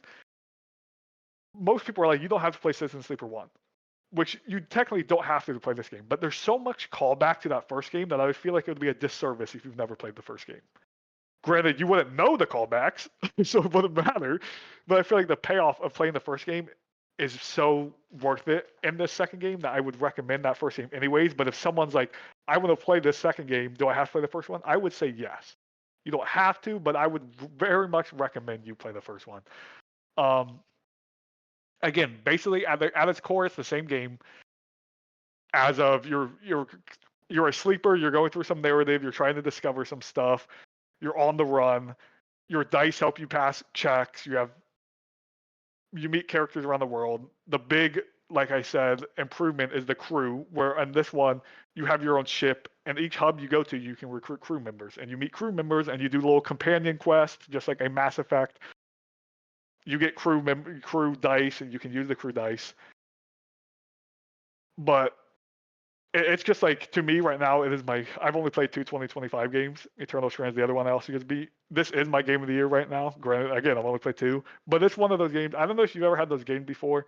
Doesn't matter when you play in the year, but it's like a strong contender. Like there's a difference between like, oh, this is my current game of the year, and no, this is a contending game of the year. Like this will be up there no matter what. It's the difference when in 2023 when I beat Hi-Fi Rush, it's like, yeah, this is my game of the year so far. Versus in 2022 when I beat Elden Ring, and it was like, there is literally nothing that beats this. Yeah. Like, it's not even possible. Like, I won't go that far with this yet. No, that's fair, of course. Yeah, of course. But it's that level where it's like, if this is out of my top 3, then this was the greatest year of video games ever. Yeah. Like, it's one of those things where like the rest of the year was just so insane. Like, this is this is everything I wanted out of a sequel, and I just want more DLC, and I want more of this world. And it's like, at the end of the day, if you can say it delivered on everything you wanted, that's a really good video game. And it's like, I would recommend it. It makes me so sad that Citizen Sleeper is actually such a sleeper hit, unintended. Like, where it's just like, people don't play the game. I mean, if you looked at the Steam charts for the first game, the record high was 700 players. Jeez. 700. You know what I mean? This one, the record high is 1,000. I mean, better. A little better, but like, I thought so, like, I knew it was small. I didn't think it was that small. Like, at this point, I think Citizen Sleeper is the smallest game that I'm so passionate about, to the point where it's like, I guess granted, I don't know the console numbers, and I would hope they're better, especially because Citizen Sleeper 1 was on Game Pass and PlayStation Plus, and then Citizen Sleeper 2 is on Game Pass right now. So I'm hoping people are diving in there and checking it out. But I think this has true power potential to be like a big franchise. I think, spoiler alert, he's not doing a third game. The third, really? Yeah, he's getting out of video games. His next project is a tabletop. He's actually doing a board bro, this shit sucks. I'm out. Like, he's doing a board game. Citizen Sleeper 3 is technically a real board game, a real tabletop game. And dude, I want you to know, Fusion, I would be suicidal if Miyazaki said, Elden Ring Night Raid is my last game. I'm getting into board games. Oh my god, I hate board games. What? They're doing that? That's crazy. Well, that's the thing. If it's what he wants to do, okay. No, of course. It's his decision. My worry is it's not what he wants to do, it's what he's being forced to do. As in, I don't know if the video games, if he's making enough. Interesting. Like, and this is just my conspiracy, but like, low budget. That's what I mean. They probably don't cost that much, but is it worth, like, how much for you as a dev? Is it worth it to just like put all this time? I mean, it's a lot of writing. Citizen Sleeper 2, I rolled 18 hours, and it's all writing. That entire game, just 18 hours of straight reading is what Citizen Sleeper 2 is. Yeah, and he does all that for like $50,000 of profit. Yes, probably. And it's like by himself. I know. I think he has other people on the team that does like the OST and stuff. I'm pretty sure, but like for the most part, it is a one-man show. And it's like, at what point, if only 1,000 people are loading up on Steam, at one point are you like, I can't continue this, even if I want to? When it's like, you can just go. I don't know how grand the tabletop board game scene is. At least it's like a new approach. So it's like, I hope. Granted, I don't think that's what it is, what it truly is, but that's like my sad theory in my head is like, maybe this game just truly not getting the eyes it needs for him to continue it. Because I feel like if you have mass success, you would never leave. Unless your passions are differently. Then, like, I understand people have different passions, they fall off of things, whatever. But he's still working with the IP, and he's still working with Citizen Sleeper. He's just doing a board game. I feel like if he was getting even like what's a popular indie? Like not Hollow Knight success because Um, that's not gonna happen, but like I something in the middle. was literally about to say Undertale. A Hat in Time. Yeah, like something like Hat in Time or even Stray. I mean, Yeah, Stray, Stray. but like No, those things are on something the right. of that level where it's like people really are excited and they want your next game. A lot of like thousands and thousands of people want to see this. I would think it would be hard for you to be like, "Hey, I'm not making a third game. I'm gonna Yeah. walk away." That just seems like it would be really hard. Again, that's just my theory. At the end of the day, I ranted for too long. Citizen Sleeper 2 is Sure. fantastic. I Dude, recommend it's it very to good. anyone. It did everything I wanted to. I have two cons that I'll just throw out there that keeps it away from like a 10. Like to me, I rate this game a strong 9 out of 10. Okay. If this to me is like Citizen Sleeper was in my top 25 games of all time. This immediately overtakes that. Like wherever Citizen Okay. Sleeper 1 Cool. was for me, this is where this would jump in. But I think the music, while still awesome, I think is less than the first game's OST. Like I think the first game's OST is just better as a bundle. And I'm actually gonna say my second con because it's not like a spoiler, but I just don't want to put it out there. But it's something to do with the map. Like there's a specific thing on the map that I'm not a huge fan of that the first game does better than this game does. Okay, interesting. But like, you think this is a game that like a lot of people would be into, or is this still kind of niche where it's like you got to be willing to be reading and sitting there for a while? That's the thing. As much as I pain me to say like, oh no, everyone would be in it. I don't think it would be. I think it is very much like again, the only gameplay mechanic is you're rolling dice. You're no combat. Like you're not like and there you can the game can be if you use keyboard and mouse, all played with the mouse. You don't have texture keyboard. On controller, you're only using the two buttons. Mm-hmm. Um, if you're someone who really enjoys narrative, even if you just like reading books, you're not even like into games or whatever. Like at its core, Citizen Sleeper, both of these games are top 5 best narrative written video games I've ever experienced. I mean, they are truthfully that good at writing. Where the point it's like this dude is an author. Like I could see Yeah. him making books. He is so good at writing. Everything just feels so natural and feels so real. Where it's like at the end of the day, we all know what video game writing looks like. It's kind of like silly half the time, and even when they're Yeah. getting serious, it almost feels cringy. And sometimes where you're just like, oh, you're like trying a little too hard. I mean, everything just feels so natural in this game. Video game writing feels like it more tries to emulate movies a lot of the time rather Yes. than books. Yeah, I would agree with that. Like, I 100% agree with it. Where this feels more like it is written like a book. It is written like the best writing out there. You want to get in there. You're excited to read the next part. But again, I don't want you to think it is a lot of writing, but it is also like fantastic art. And Mm-hmm. you're meeting fantastic characters. Like you're meeting fantastic, and they're all like you get art style. Like they're all on your screen. It's not like you're just full of text. Like you get space and everything. It's all there. So it's like it's more than just reading a book. But I think if you're someone who, for one, doesn't like reading a lot in games or doesn't care about a story and narrative, then yeah, Citizen Sleeper is not for you. But if you're Just stand someone by who, me, man. no, I mean, because Yeah, I know, I'm just fucking with you. I really do think you could get into it. But You also th- because I mean, you like Ace Attorney. yeah, it's got to be a mood thing. I think I could get into it. It's just like right now, the current mood I'm in, it's like I'm not in the mood for like a narrative based game, but like I could see myself getting into it eventually. You know what? Blessing said it perfectly on a kind of funny the other day. He said he wants it to be the game where he sits down before he goes to bed and plays a little bit like That's you're how reading a Bob played it. chapter, like you're reading a chapter of a book before bed. Like Yeah, that would Bob. be perfect for this game. Yeah, Bob played it like that, and he loves Citizen Sleeper One. Yeah, like if that's what you have to do, I'm able to sit back and just sit on the couch, put it on the big screen, enjoy it that way. But it could be a game where it's like, yeah, you have an hour before bed, load it up on your Steam Deck, your Switch, whatever, and just play it like you would read a book before bed. I think it would be enjoyable that way. I think it would be a perfect handheld game. Fair. I mean, like I would love to.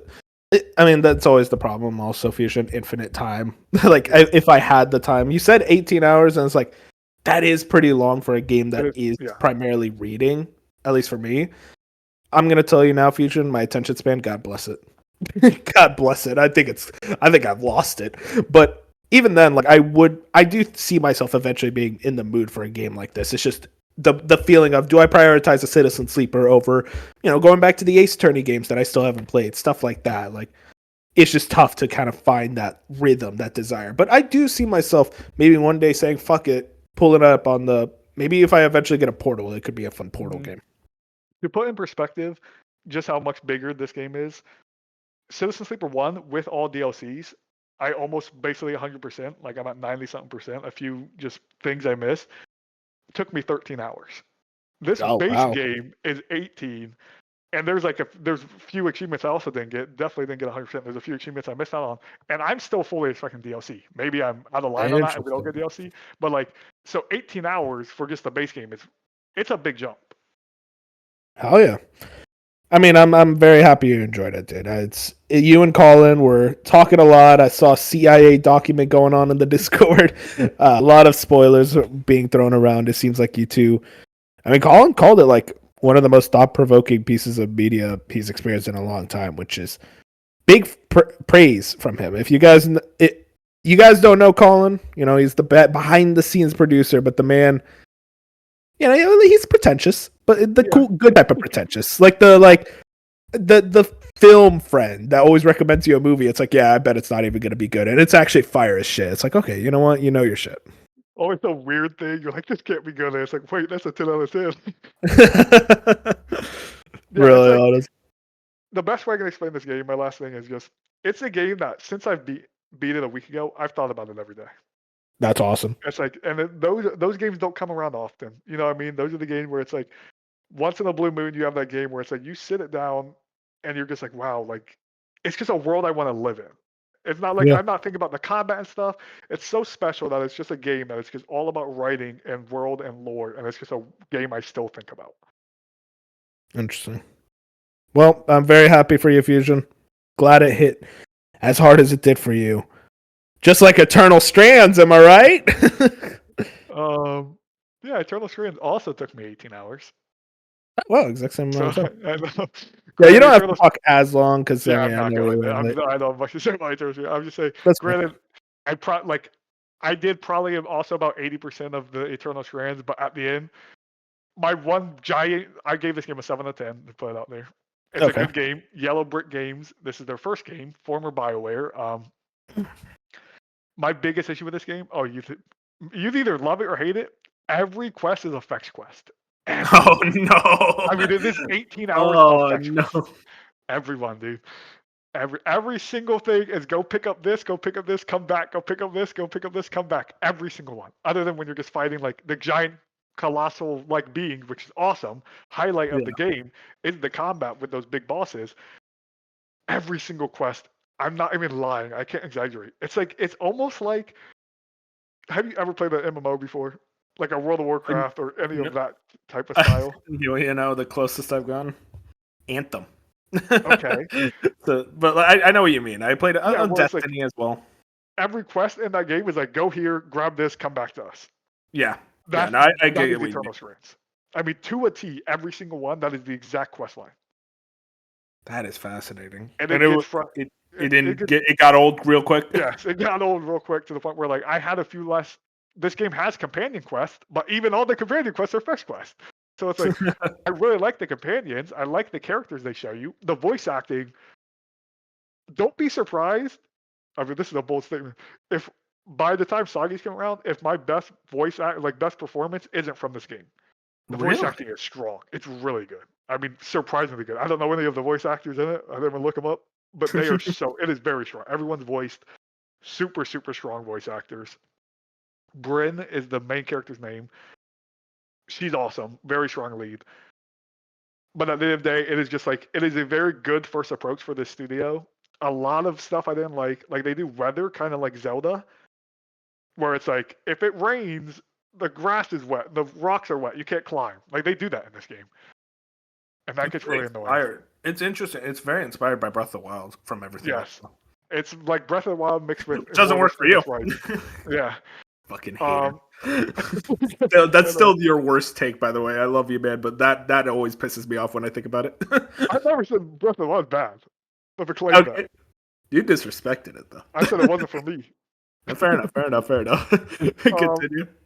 But yeah, Eternal Strands definitely Zelda expired, Immortals Phoenix Rising art style. Like, I think this is a good game. This isn't a game that I would be like, oh, you have to play this. It's a game on Game Pass. If you have time, 20 hours, check it out. If you don't have time, whatever. You're not missing something crazy. I'm excited for their next game. Again, very good voice acting. great art direction, runs really good on PC. Too many fetch quests, combat could be better, and the Is it narrative wasn't super strong. is it very systems focused? Like, oh, if you set fire to the grass, this happens. I know that was like kind of something they were advertising a little Yes. bit. Is it that thing like throughout the game you really noticed that, and it like did it enhance the experience for you in that way? I like elemental combat where it's like, oh, I can freeze this enemy and then they'll stop. Like, there's a lot of that in this game I like. I don't like environmental elemental stuff. I don't like where Interesting. I would set the ground on fire. Now everything is on fire, and now this just makes this thing miserable for the fight. You know what I mean? Which that's what it Yeah. should do. That's your systems are working. Like that's the point of the system. Or like if we were again, the game has weather. You would get in the middle of a blizzard. Every moment, like every few seconds, you're losing health because you're in a blizzard, unless you pop this certain potion, and then it just makes everything else harder. You move in slow motion now, not like actual slow motion, but your character moves slower because you're cold. Those are things that frustrated me where other people like I feel like Jeff Grubb loves that stuff. Like he always talks about that Yeah. stuff in Zelda. Yeah, I'm not a huge fan of that stuff. Anything that makes me feel like I'm getting more pushback than I want, that's frustrating to me and not like a pro. So like for some people that might be their favorite parts of Eternal Strands. For me, it's my least favorite part. Fair enough. I get that.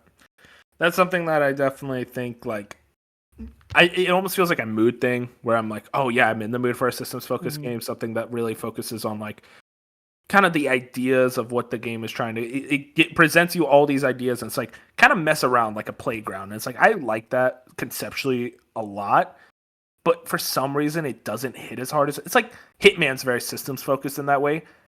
I played the 2016 one and I'm like, yeah, that was cool. And it's like I feel like I should like that game more. And I don't know why I didn't like it more. To And me, it's almost like those systems. If you're already frustrated, the system gameplay I think makes it you just hate it. For personally, like Yeah, I found like if you're not in a good set of rhythm and then you run into those systems, you're like you just start getting mad. You're like, this is stupid. This is annoying. But if you're like immersed and you're into it, it probably like it just makes it feel way better. Like I love the Hitman games. I mean, Hitman the trilogy, top 25 games of all time for me. I love the Hitman games. But it's something like Eternal Strands. I just like those things got in the way more than they helped. That's completely fair. Yeah. It does seem like you're kind of around the same opinion as the reviewers and everyone talking about the game. It's like, yeah, this is a solid game.